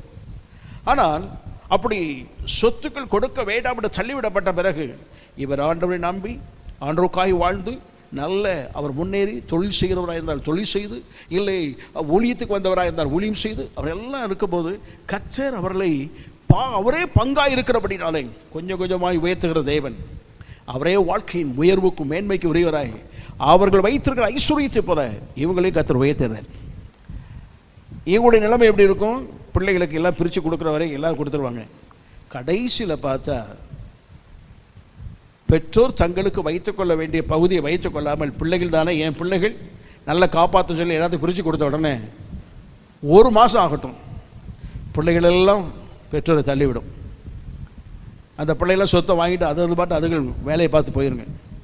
நிற்கதியான நிலையிலே பெற்றோர் தள்ளப்பட்ட காலகட்டங்கள் உண்டு. இது நடந்திருக்குது சம்பவம். கடைசியில் எங்கே வருவாங்கன்னா, யாருக்கு சொத்து கிடையாது, யாருக்கு சொத்து கொடுக்க மாட்டேன்னு தள்ளி விட்டாங்களோ அவங்ககிட்ட வந்து நிற்பாங்க. அவங்களும் புறக்கணிக்க மாட்டாங்க, சந்தோஷமாக ஏற்றுக்கொண்டு தன் வீட்டிலே வைத்து காப்பாற்றி எல்லாம் செய்யும்போது அப்போ சொல்லுவாங்க, நீ தெரிந்து கொண்ட தேவன் தான் உண்மை இல்லவர், நீனும் அவங்கள மாதிரி இருந்தாலும் நாங்களும் நீ அவங்கள மாதிரி போயிருப்பேன். ஆனால் இன்றைக்கு இருக்கிறபடினாலே ரெண்டாவது நாங்கள் கொடுக்காத சொத்து உனக்கு இருக்குது, ஐஸ்வர்யம் இருக்கிறது, இவ்வளவும் வைத்து நாங்கள் வைத்திருந்ததை விட உன்னிடத்தில் அதிகமாக இருக்கிறது, ஆசீர்வாதமாக இருக்கிறது, நாங்கள் அனுபவிக்க முடியாது. இன்றைக்கு நாங்கள் வந்திருக்கிறோம், நாங்கள் செய்தது தவறு என்று சொல்லி வாழ்க்கையை புரிந்து கொள்வார். ஆண்டவருக்கு மகிமை உண்டாவதாக. சொத்துல பங்கு இருக்கோ இல்லையோ கிறிஸ்து நமக்கு பங்காக இருக்க வேண்டும். ஆமாம். ஆனால் சொத்து தானாக வருங்க, அது நமக்கு பிரச்சனை இல்லை. நீங்கள் கையெழுத்து போடலைன்னா சொத்தை யாரும் வாங்க முடியாது. ஒரு வார்த்தை சொன்னால் போதும், வாங்குகிற ஆள்கிட்ட என் கையெழுத்து இல்லாமல் நீங்கள் வாங்கி பாருங்கள், மீதியை நான் பார்த்துக்கிறேன்னு சொன்னால் போதும். வாங்குகிறோம், பணத்தை திருப்பி வாங்கிட்டு போயிடுவாங்க. அவர் கையெழுத்தாங்க முதல் கையெழுத்தாக வேணும்னு சொல்லி வாங்கிட்டு போயிடுவாங்க.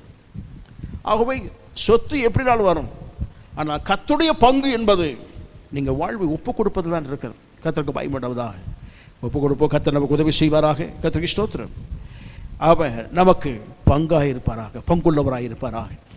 பலவிதமாய் வேதத்தில் சொல்லப்பட்டிருக்கு, நாம் அவர்கள் எப்படியெல்லாம் பங்குள்ளவராக இருக்க வேண்டும் என்று சொன்னால் பல விதத்திலே சொல்லப்பட்டிருக்கிறது.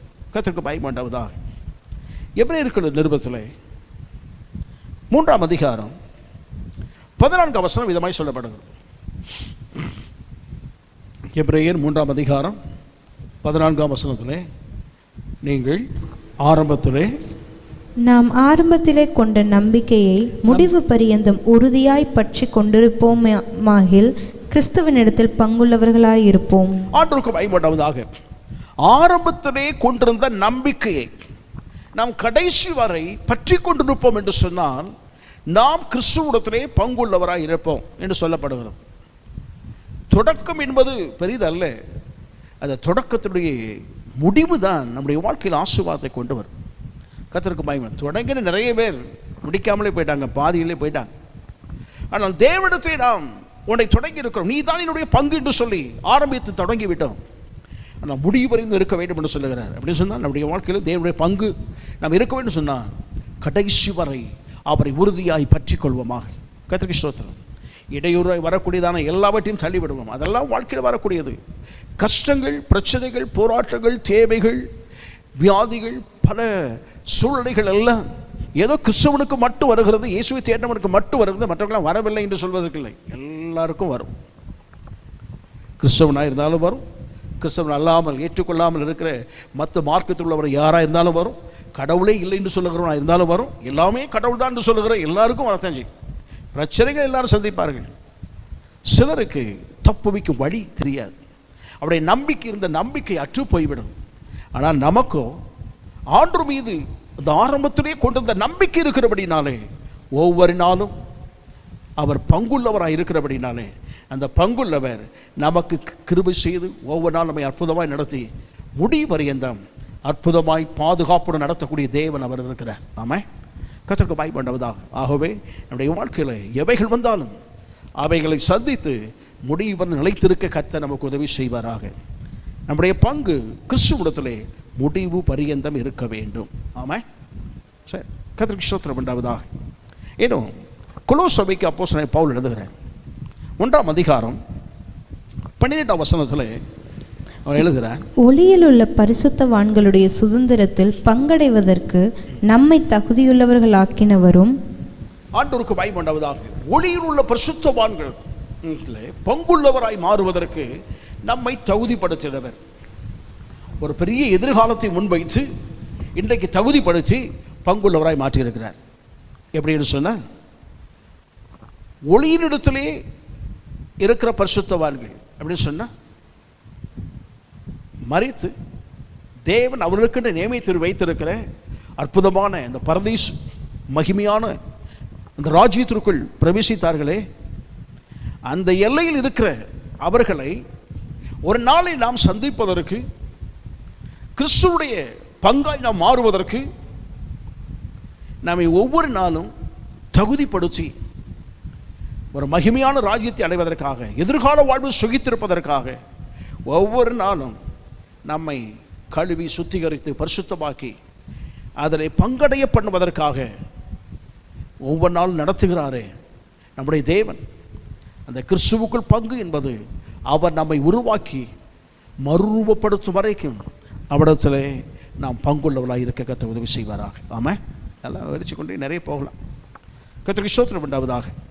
வேதம் சொல்லப்படுகிறது,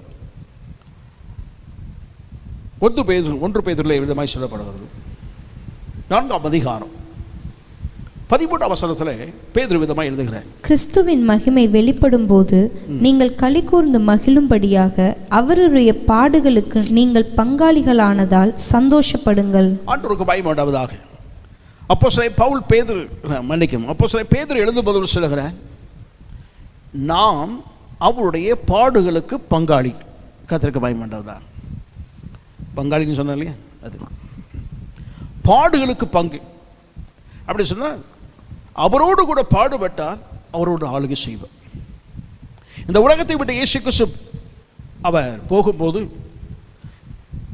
எப்பா ரொம்ப சோகமாக இருங்கப்பா, கிறிஸ்தவ வாழ்க்கை என்பது நல்ல மலர் படுக்கை போல இருக்கும், எந்த பக்கம் விழுந்தாலும் ஒன்று செய்யாது, பத்திரமாக இருப்பீங்க அப்படிலாம் சொல்லிட்டு போகலை.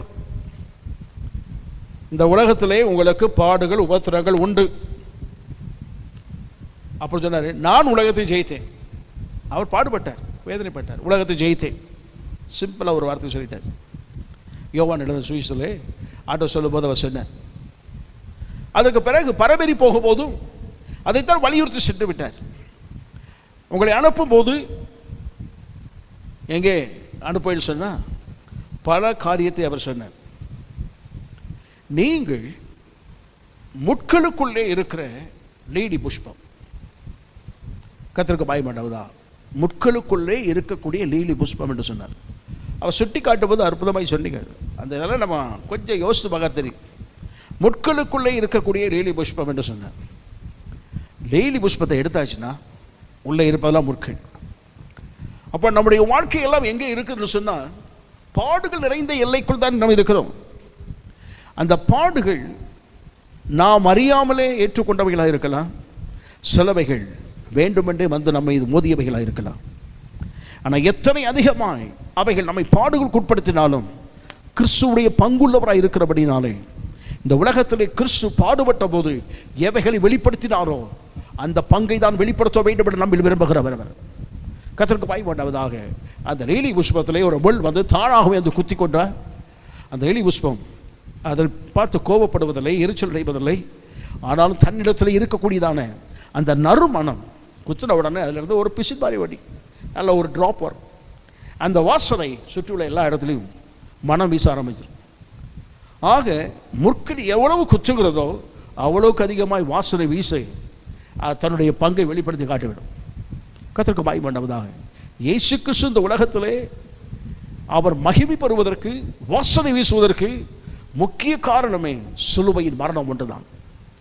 அவர் சிலுவையின் மரண பரியந்தம் யாரையும் அவர் கோபப்படுத்தவில்லை, யாரையும் அவர் தூஷிக்கவில்லை, முகம் கோணவில்லை, முறைச்சி பார்க்கல, கோபப்படலை, சாபம் போடலை, ஒன்றுமே செய்யலை.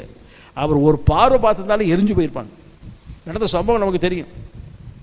கெத்செமனே தோட்டத்திலே ஜெபித்துக் கொண்டிருக்கிறார். இரவு வேளையிலே யூதாஸ் அவரை காட்டி கொடுக்கும்படியாய் சேவர்களை கூட்டிக் கொண்டு வருகிறார். எல்லா இராணுவ வீரர்கள், ரோம இராணுவ வீரர்கள் எப்படி இருப்பாங்க தெரியும், நல்ல திடகாத்திரமானவர்கள். அவங்க வந்து இயேசு இடத்துல வந்து நிற்கும்போது யோவான் எழுதின சுவிசேஷம் வாசிக்கிறோம். இயேசு கேட்கிறார், யாரை தேடுகிறீர்கள்? நாங்கள் நசரேனாகிய இயேசுவை தேடுகிறோம்னு சொன்ன உடனே இயேசு சிம்பிளாக சொன்னேன், நான் தான் அப்படின்னு சொன்ன உடனே முகங்குப்புற விழுந்துட்டாங்க. அந்த ஒரு வார்த்தையை கேட்ட போதே முகங்குப்புற விழுந்துட்டாங்க. 2வது முறை அப்படி தான் செய்தாங்க, 3வது முறை அப்படி தான் நடந்தது. அவருடைய வல்லமை என்ன, அவருடைய வல்லமை, வார்த்தையின் வல்லமை எவ்வளவு இருந்தது பாருங்க.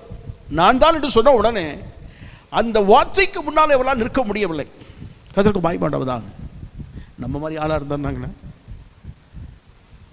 எப்படி செய்திருப்போம் அப்படின்னா கற்பனை செய்து பார்த்து, நம்ம மாதிரி ஆளாக இருந்தோன்னா இப்படி பிடிக்க வந்துட்டாங்க, நான் தான் சொன்ன உடனே விழுந்துட்டான்னா அடுத்தல பார்ப்போம், சரி நான் தான் சொன்னதுக்கே இவ்வளவு வல்லமையா அப்படின்னு சொன்ன உடனே சுற்றுலா ஆளை பார்த்து நான் தான் ஒரு கத்திடுவோம், தெரிச்சு ஓடட்டான், இருக்கிற இடம் தெரியாமல் ஓடி போயிருங்கடா அப்படின்னு.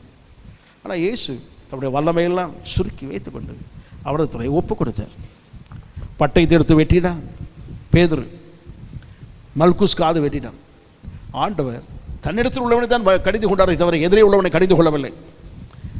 துரோகிகளா காமிச்சு கொடுக்குறது மாத்திரம் இல்லை, கூட்டிகிட்டு வந்தியே நீ உருப்படுவியா அப்படிலாம் சொல்லி எந்த வார்த்தையும் சொல்லலை.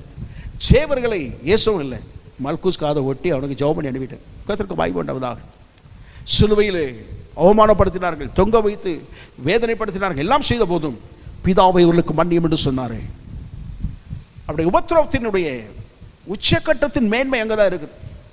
ஆனால் அங்கே இருக்கும் போதும் அவருடைய வாசனை வீசினதே அன்பின் வாசனை.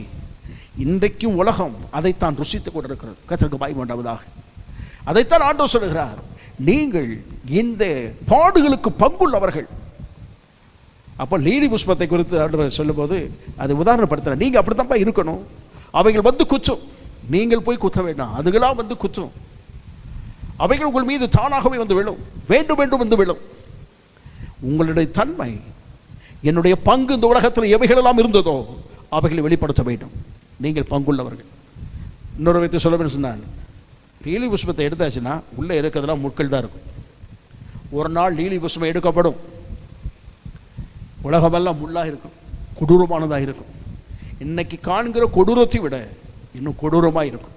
அதற்கு பயமண்டவதா அது சீக்கிரம் வரும்னு நினைக்கிறேன். இயேசு கிறிஸ்து வந்துவிட்டு போனால் அது நடக்கும். இன்னொரு விதத்தில் ஆண்டவர் சொல்லும்போது சொன்னார், ஆடுகளுக்குள்ளே ஓனாய் அனுப்புகிற மாதிரி அனுப்புறேன்னு சொன்னால் காலரை அப்படி தூக்கி விட்டு நடக்கலாம். ஏன்னா நம்மளை கண்ட உடனே ஆடுகள் கலங்கிரும். ஆனால் ஆண்டவர் என்ன, ஓனாய் கூட்டத்தில் ஆடுகள் அனுப்புறேன்ட்டார். அப்போ பீறி போடும் என்பது தெரியும், உபத்திரம் இருக்கிறது என்பதை தேவன் சுட்டி காட்டி கொண்டேதான் மறைமுகமாய் சொல்லிக் கொண்டு வந்தார். ஆடுகள் பீறிப்பட்டு ஆடுகள் எல்லாம் எடுக்கப்பட்டு போய்விட்டால் இருப்பதில் ஓனாய் கூட்டம், பீறுகிற ஓனாய், துஷ்ட மிருகம். கர்த்தருக்கு பயப்பண்டவதாக வைல்டு அனிமல்னு சொல்லுவாங்க, பயங்கரமான அந்த அனிமல்னு சொல்லுவாங்க. சிங்கம், புலி, சிறுத்தை, இதெல்லாம் வைல்டு அனிமல்பாங்க. ஆனால் இன்னொரு பகுதியில், அதுதான் இன்னொரு பகுதியில் இந்த ஓனாய் கூட்டம், அந்த இன்னொரு பகுதியில் இருக்கிற அந்த காட்டு நாய்கள், காட்டில் வசிக்கக்கூடிய மற்ற மிருகங்கள்லாம், சில மிருகங்கள்லாம் வைல்டு அனிமல் ஒரு மிருகத்தை அடிச்சுன்னா அது கழுத்தை கடித்து ரத்தம் அப்படி நிற்கும், ரத்தத்தை குடிக்குமா என்ன செய்யாது, அப்படியே குடிச்சிருக்கும். செத்ததுக்கப்புறம் உட்காந்து மெதுவாக சாப்பிடும். ஆனால் அந்த இதுக்கு வைல்டு அனிமல் பேர். ஆனால் அதுகளுக்கு காட்டு நாய்கள், இன்னும் மிருகங்களாக இருக்கல, பட்சிக்கிற மிருகங்கள்லாம், ஓனாய் பிடிச்ச உடனே உயிரோடு இருக்கும்போது கடிச்சு சாப்பிடும். கடித்து இழுத்து குடலெல்லாம் உருகி சாப்பிடும். உயிரோடு இருக்கும், உயிரோடு சாப்பிடக்கூடும். பட்சிக்கிற மிருகம் அந்த எல்லைக்குள்ளே தான் நம்ம அனுப்புகிறார். அப்போ ஆடுகள் எடுபட்டு போய்விட்டால் ஓனாய் கூட தான் இருக்கும். ஆண்டவர் சொல்ற, உலகத்துக்கு நீங்கள் வெளிச்சமாக இருக்கிறீங்க. அப்போ நம்ம வெளிச்சம் என்று வைத்திருக்கிறார். இருளுக்குள்ள வெளிச்சத்தை பிரகாசிக்க நம்ம கட்டாயம் கொஞ்சம் கடினப்பட்டு தான் இருக்கும். ஆனால் வெளிச்சம் எடுபட்டு போயிட்டால் உலகமெல்லாம் இருளாய் போய்விடும். ஆண்டவர் சொல்லி காண்பித்தார். நீங்கள் பூமிக்கு உப்பாய் இருக்கிறீங்க, ருசி உள்ளது. இந்த பூமி இன்னைக்கு ருசியாக இருக்கிறது, இன்னைக்கு பூமி சந்தோஷமாக இருக்குது. இந்த உலகத்தில் மக்கள் கொஞ்சம் அமைதலாக இருக்கான்னு சொன்னால் தேவ ஜனங்கள் இருப்பதனால்தான். ஒரு நாள் தேவ ஜனங்கள் எல்லாம் எடுபட்டு போகட்டும், இந்த பூமி ருசி இழந்து ஒன்றுமே இல்லாமல் போயிடும். அதுக்காக தான் லிஸ்ட் வச்சுட்டார். 7 வருஷம் தான் அதுக்கு ஒரு லிஸ்ட். கர்த்தருக்கு பயப்பட்டவதா. ஆனால் உபத்திரவம் என்று சொல்லும் போது ஆண்டவர் சொல்கிறார், அவர் பட்ட உபத்திரவத்திலே நாங்களும் பங்குள்ளவர்கள். அப்போ இந்த உலகத்தில் இயேசு உபத்திரவப்பட்டது போல நமக்கும் உபத்திரவங்கள் வரும். நாம் அதில் பங்குள்ளவராக இருப்போம், சகித்துக்கொள்வோம், அந்த பாதையில் நடப்போம். நிச்சயமாக கிறிஸ்துவத்தில் நமக்கு பங்கு உண்டு. பேதுரு அப்படி தான் எழுதுகிறார். நாம் அவருடைய பாடுகளோடு ஐக்கியம் என்று அப்போஸ்தலன் பவுல் சொல்லுகிறார். பாடுகளோடு ஐக்கியம், பாடுகளோடு உள்ளதான பங்கு. நாம் கிறிஸ்துவுடைய பங்குள்ளவர் யார் என்று சொன்னார், பாடுகளோடு உள்ள பங்குள்ளவர்கள். கர்த்தருக்கு பயப்படாது. ஆகவே உங்களுடைய வாழ்க்கையிலே கஷ்டங்கள், போராட்டங்கள், பலவிதமான நெருக்கடிகள் வருகிறது. ஏன் எனக்கு ஏன் இப்படி வருகிறது? கேள்வியெல்லாம் கேட்பது ஒரு பக்கம் இருக்கட்டும், நம்ம மனித அளவில் இருப்பது கேட்கலாம். ஆண்டு சமூகத்தில் வைத்து ஜெபிப்போம். இவை எல்லாவற்றுக்கும் ஒரு நாள் விடுதலை உண்டு. நம்முடைய வாழ்க்கையில் அற்புதங்கள் நடக்கும். கர்த்தர் எல்லாவற்றிலும் விடுதலை கொடுப்பார். கர்த்தருக்கு பயப்படாததாக. ஆனால் அவரோடு கூட பாடுபட்டார், அவரோடு கூட ஆளுகை செய்வோம் என்றதான நம்பிக்கை நமக்கு இருக்கிறது. கர்த்தருக்கு பயப்படாததாக. மையத்தில் சொல்லுவோம். இப்ராஹிம் நிருபக்காரன் நிறைய இருக்கு. 12ஆம் அதிகாரம் 10ஆம் வசனத்தில் சொல்லும் போது விதமாக சொல்லுகிறேன், அவர்கள் தங்களுக்கு நலம் என்று தோன்றினபடி கொஞ்ச காலம் சிட்சித்தார்கள். இவரோ தம்முடைய பரிசுத்தத்துக்கு நாம் பங்குள்ளவர்களாகும் பொருட்டு நம்முடைய பிரயோஜனத்துக்காகவே நம்மை சிட்சிக்கிறார். ஆண்டவருக்கு மகிமையுண்டாவதாக. பரிசுத்தத்திற்கு பங்குள்ளவராய் இருப்பதற்காக தேவன் செய்கிற வேலை குறித்து அங்கே சொல்லப்படுகிறது. இருக்கட்டும். இன்னொரு விதத்தை சொல்லுவோம்னு சொன்னால், நமக்கு கிறிஸ்துவிடத்திலே பங்கு என்று சொன்னால் பரிசுத்தத்திலே நமக்கு பங்கு இருக்க வேண்டும். அவரை போல பரிசுத்தவன், அவரை போல பரிசுத்தத்திற்கு ஒப்பானவர் இந்த உலகத்தில் யாருமே இல்லை. கர்த்தருக்கு பயப்படாததாக. இந்த உலகத்தில் யார் எதை வேண்டுமானாலும் சொல்லலாம். கடவுள்கள் என்று சொல்லும்போது அவரவர் அவங்க கடவுளை குறித்து மேன்மைப்படுத்தி சொல்லுவார்கள். நாம் கிறிஸ்துவை ஆராதிக்கிறோம், நாம் கிறிஸ்துவை பற்றி மேன்மைப்படுத்தி சொல்லுவோம். மற்றவரை குறை சொல்லுவதற்கு நமக்கு அவசியம் இல்லை, தேவையில்லை. மற்றவரை சொல்ல வேண்டிய அவசியம் இல்லை. இதுக்காக தாவீது சொன்னான், அந்நிய தேவர்களின் நாமத்தை நான் உச்சரிக்கவே மாட்டேன்னு சொல்லுகிறேன். தோற்றுரும். அந்த அளவுக்கு நம்ம இருந்துட்டால் போதும், நமக்கு தேவையில்லை. நாம் உயர்த்த வேண்டியது இயேசுவை வாட்டு தான். நமக்கு தேவையான ஒன்றை சொல்லிடுவோம். ஒவ்வொருவரும் அவரவர்கள் சொல்லுவார்கள். அவரவர்கள் தெய்வத்தை அவர்கள் எப்படி சொன்னாலும், நாம் ஒரு அற்புதம் செய்தார் இயேசுன்னு சொன்னார், அவர்களும் அவர்கள் தெய்வங்கள் அற்புதம் செய்துன்னு சொல்லுவார்கள். எதை சொல்லுங்கள். 5 அப்பத்தை 5000 பேருக்கு போஷித்தார், அவர்களும் அதற்கு கொண்டு வருவார்கள். கடல் பிளந்ததுன்னு சொன்னால் அவங்களும் பிளந்ததை கொண்டு வந்து நிப்பாட்டுவாங்க. எல்லாம் அங்கங்கே ஒவ்வொருத்தரும் வச்சிருப்பாங்க. ஆனால் பரிசுத்தம் என்ற ஒன்றை அவங்க முன்னால் போட்டோன்னு வச்சுக்கிட்டு, இயேசுவை போல பரிசுத்தம் உள்ளவர் யாரும் இல்லை என்று சொன்னான். அந்த பரிசுத்தத்திற்கு மட்டும் இணையாக யாரையும் கொண்டு வர முடியவே முடியாது. ஆமாம், அதற்கு பயமண்டவதாக கிறிஸ்துவ வாழ்க்கையினுடைய ஒரு மகத்தான பங்கு என்னன்னா பரிசுத்த வாழ்வு. கர்த்தருக்கு பயமண்டவதாக. ஆகவேத்தான் பரிசுத்தம் என்பதை கர்த்தர் முன் பகுதியிலே முன்னணியிலே வைக்கிறார். கர்த்தருக்கு பயமண்டவதாக. பரிசுத்தத்தை குறித்து சொல்ல வேண்டும் என்று சொன்னார். நம்முடைய தேவன் பரிசுத்தம் உள்ளவர், ஆகவே நீங்கள் பரிசுத்தரை மாறுங்கள் என்று சொன்னவர். நாம் அவருடைய பரிசுத்தத்திலே பங்குள்ளவராக இருக்க வேண்டும். சங்கீதக்காரன் பாடுகிற ஒரு சங்கீதத்தில் கர்த்தருக்கு பயப்படாவதாக 99ஆம் சங்கீதம் என்று நினைக்கிறேன். அவன் சொல்லுகிறான், கர்த்தர் பரிசுத்தர். நம்முடைய ஆண்டவர் பரிசுத்தர், அவருடைய நாமம் பரிசுத்தம் உள்ளது. ரெண்டாவது, அவர் பரிசுத்தர் மாத்திரமல்ல, அவருடைய நாமம் உச்சரிக்கிறோமே அந்த நாமம் பரிசுத்தம் உள்ளது. அவர் நாமம் மாத்திரமல்ல, அவர் இருக்கிற இடமும் பரிசுத்தம் உள்ளது. அவர் வாழ்கிற இடமும் பரிசுத்தம், அவருடைய நாமம் பரிசுத்தம், அவர் பரிசுத்தம். எங்கே கண்டாலும் பரிசுத்தம் உள்ளவர். ஆகவே நான் வேதம் சொல்லு, பரிசுத்தம் இல்லாமல் ஒருவனும் அவரை தரிசிக்க முடியாது. பரிசுத்த அலங்காரத்துடனே கர்த்தரை தொழுது கொள்ளுங்கள். வேதத்திலே சொல்லப்படுகிறது கர்த்தருக்கு பயப்படாவதாக. ஆகவே நம்முடைய வாழ்க்கையில் அவருடைய பரிசுத்தத்திலே பங்குள்ளவராக இருப்போமாக. பரிசுத்தத்திற்கு இணையாக இந்த உலகத்தில் யார் எதை வச்சாலும் கிறிஸ்துவின் பரிசுத்தத்துக்கு இணையாக இந்த உலகத்தில் எதுவுமே வைக்க முடியாது, எதையும் சொல்ல முடியாது. பரிசுத்தம் என்பதில் மகத்தானவர். அவர் நம்மை விரும்புகிற அந்த பரிசுத்தத்திலே பங்குள்ளவராக இருக்க வேண்டும். இந்த உலகத்தில் பாவங்களுக்கும், இந்த உலகத்தில் அக்கிரம கிரியைகளுக்கும், இந்த உலகத்தில் மீறுதலான காரியங்களுக்கும், தேவன் விரும்பாத அசுத்தங்களுக்கும் நாம் விலக்கி தேவனுக்கு என்று பரிசுத்தமாய் வாழ்வதற்கு நம்மை அர்ப்பணித்துக் கொடுப்போம் என்று சொன்னால் நாம் அவருடைய பரிசுத்தத்திலே பங்குள்ளவர்களாக இருப்போம். ஆமாம், கர்த்தருக்கு பயப்படாதா. இதே போல பல பங்கு நாம் அவரிடத்தில் இருக்க வேண்டும். இதைத்தான் விரும்பி ஒரு நாள் இயேசு பெத்தானியாவுக்கு போன உடனே வீட்டுக்கு வரவேற்று, மாத்தாள் மரியா லாசரு வீடு, அவரை வரவேற்று உட்கார வைத்து உணவளித்து எல்லா வசனத்தை கேட்கிறார்கள். மரியா கேட்டுகிட்டே இருந்தார். இயேசு போதனை செய்து கொண்டிருக்கும் போது மரியாள் அங்கே உட்காந்து கேட்டுக்கிட்டே இருந்தார்.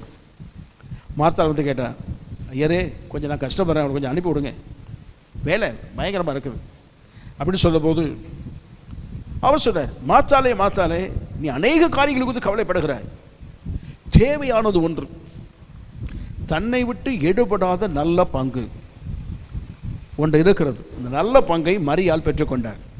இன்றைக்கு நம்முடைய வாழ்க்கையில் அந்த நல்ல பங்குனா என்ன நிறைய இருக்குது. அந்த நல்ல பங்கு அவரிடத்தில் பங்குள்ளவராக இருப்பதற்கு அந்த நல்ல பங்கை பெற்றுக்கொள்ள தேவன் நமக்கு அனுக்கிரகம் பண்ணுவாராக. அது வசனத்தினால் கிடைக்கக்கூடிய மேன்மை. கர்த்தருக்கு பயப்படாதா.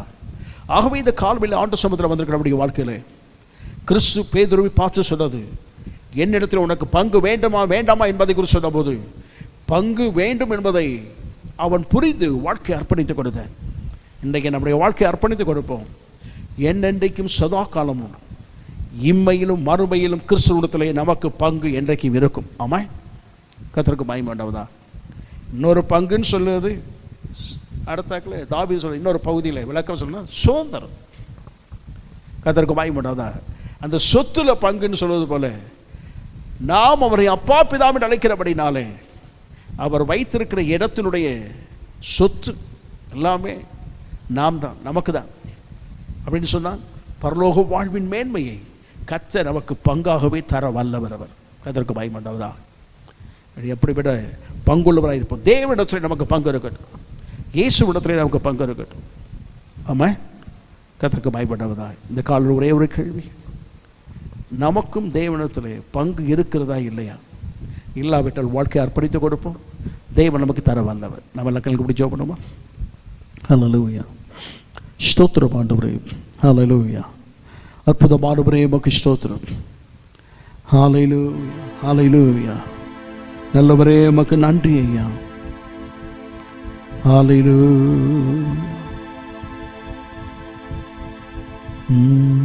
ஹல்லேலூயா, ஹல்லேலூயா, ஸ்தோத்திரம் ஆண்டவரே, ஸ்தோத்திரம். ஆண்டவர் சமூகத்திலே சொல்ல, ஆண்டவரே எங்களுடைய பங்கு இருக்க வேண்டும். ஆமாம், ஹல்லேலூயா, ஸ்தோத்திரம் ஆண்டவரே. நல்ல தேவனை நாம் ஸ்தோத்திரம் பண்ணுவோமா? ஹல்லேலூயா, ஓ பிரைஸ் தி லார்ட், ஹல்லேலூயா. ஆண்டவர் சமூகத்தில் ஆண்டவரே எங்களுடைய பங்கு உங்களுக்கு இருக்க வேண்டும். ஆமாம், ஸ்தோத்திரம் ஆண்டவரே, ஹல்லேலூயா.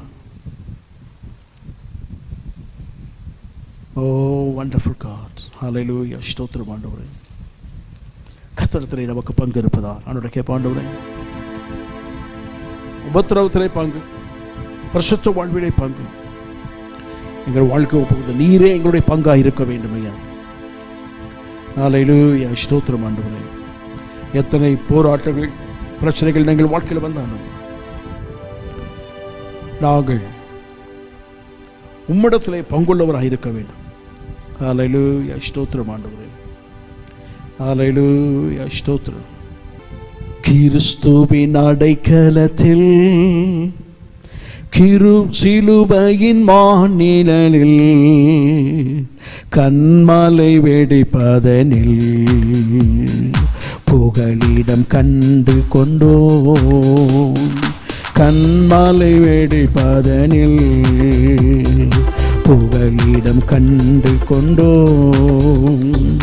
கர்ச்சிக்கும் சிங்கங்களும் ஓநாயின் கூட்டங்களும், கர்ச்சிக்கும் சிங்கங்களும் ஓநாயின் கூட்டங்களும் ஆடிடை குடிலின் மந்தைகள் நடுவேன் நெருங்கவும் முடியாது. ஆடிடை குடிலினில் மந்தையின் நடுவேன் நெருங்கவும் முடியாது. நாம் கிறிஸ்துவின் அடைக்கலத்தில் கிருபையின் மாநிழலில் கண்மலை வெடிப்பதனில் புகலிடம் கண்டு கொண்டோம், கண்மலை வெடிப்பதனில் புகலிடம் கண்டு கொண்டோம். ரட்சிப்பின் கீதங்களும் மகிழ்ச்சியின் சத்தங்களும், ரட்சிப்பின் கீதங்களும் மகிழ்ச்சியின் சத்தங்களும் கார்மேக இருட்டினில் தீபமாய் இலங்கேடும் கர்த்தரால் இசை வளரும். கார்மேக இருட்டினில் தீபமாய் இலங்கேடும் கர்த்தரால் இசை வளரும். நாம் கிறிஸ்துவின் அடைக்கலத்தில் சிலுவையின் மாநிழலில் கண்மலை வெடிப்பதனில் புகலிடம் கண்டு கொண்டோம், கண்மலை வெடிப்பதனில் புகலிடம் கண்டு கொண்டோம். ஹல்லேலூயா. கிறிஸ்துவினிடத்திலே பங்கு, சிலுவையினால் கிடைக்கக்கூடிய அந்த மேன்மையான பங்கை வாழ்க்கையில் பெற்றுக்கொள்வோமாக. நம்மை விட்டும் கிறிஸ்துவை விட்டும் ஏதும் பிரிக்க முடியாத நிலைதான் கிறிஸ்துவிடத்திலே நமக்கு பங்கு. அவருடைய தொடர்புகள், ஐக்கியம், அவர் இல்லாமல் எதையும் நம்மால் செய்ய முடியாத நிலை. அவர் நமக்கு எல்லாவற்றுக்கும் போதுமானவராக இருப்பது. லேவியனுக்கு நான் தான் பங்குன்னு சொல்லிட்டார். லேவி என்னுடைய சொத்து, என் சுதந்திரம், என் பாத்திரத்தின் பங்கு அவன். தாவீது சொல்றான், பாத்திரத்தின் பங்கு அவர், வாழ்க்கையின் பங்கு அவர் தான். இன்றைக்கு நாம் கிறிஸ்துவிடத்தில் பங்குள்ளவராயிருப்போம். கர்த்தர் நம்மளுக்கு உதவி செய்வார். ஹல்லேலூயா. ஓ ஸ்தோத்திரம் ஆண்டவரே. Price the Lord. எங்களை நேசிக்கிற நல்ல பிதாவே, இசப்பா அந்த அருமையான இந்த நல்ல காலை நேரத்துக்காக நன்றி ஆண்டவரே. இந்த நேரத்துலையும் கூட அப்பா இந்த வார்த்தையின்படி நீரே எங்கள் பங்காய் இருக்கும்படியாய் நாங்கள் செபிக்கிறோம் ஆண்டவரே. நாங்களும் எங்கள் ஒவ்வொருவருடைய வாழ்க்கையிலும் அப்பா அந்த நல்ல பங்கை தெரிந்து கொள்ளக்கூடிய பாக்கியத்தை எங்கள் வாழ்க்கையில் நீர் கட்டளையிடும்படியாய் செபிக்கிறோம் ஆண்டவரே. எங்களோடு கூட இருங்கப்பா என்று வசனத்தை கேட்டுக்கொண்ட ஒவ்வொரு பிள்ளைகளுக்காகவும் செபிக்கிறோம் ஆண்டவரே. ஒவ்வொரு பிள்ளைகளின் அப்பா அவர்கள் வாழ்க்கையிலும் இந்த காரியங்கள், இந்த வசனங்கள் கிரியை செய்ய, அவர்கள் குடும்பத்திற்குள் கிரியை செய்ய நீங்கள் உதவி செய்யுங்க ஆண்டவரே. ஏசப்பா உமக்கு ஸ்தோத்திரம் ஆண்டவரே. உங்கள் கருத்தில் எல்லாவற்றையும் தாழ்த்தி ஒப்பு கொடுக்கிறோம். நீர் உயர்த்தப்படுவீராக. மீட்பர் இயேசு கிறிஸ்துவின் நாமத்தில் ஜெபிக்கிறோம் எங்கள் ஜீவனுள்ள நல்ல பிதாவே. ஆமென், ஆமென், ஆமென். என் ஆத்துமாவே கர்த்தரை ஸ்தோத்திரி, என் முழு உள்ளமே அவருடைய பரிசுத்த நாமத்தை ஸ்தோத்திரி. என் ஆத்துமாவே கர்த்தரை ஸ்தோத்திரி, கர்த்தர் செய்த சகல உபகாரங்களை மறவாதே. ஆமென், ஆமென். நம்முடைய கர்த்தராயிருக்கிற இயேசு கிறிஸ்துவின் கிருபையும் பிதாவாகிய தேவனுடைய அன்பும் பரிசுத்த ஆவியானுடைய அந்யோன்ய ஐக்கியம், கிருபை, சமாதானம், சந்தோஷம், அவருடைய பூர்ணமான பங்கின் ஆசீர்வாதம் நாம் அனைவரோடும் என்றும் என்றும் சதா காலம் இருப்பதாக. ஆமென், ஆமென். கர்த்தருடைய ஆசீர்வாதம். ஆமென்.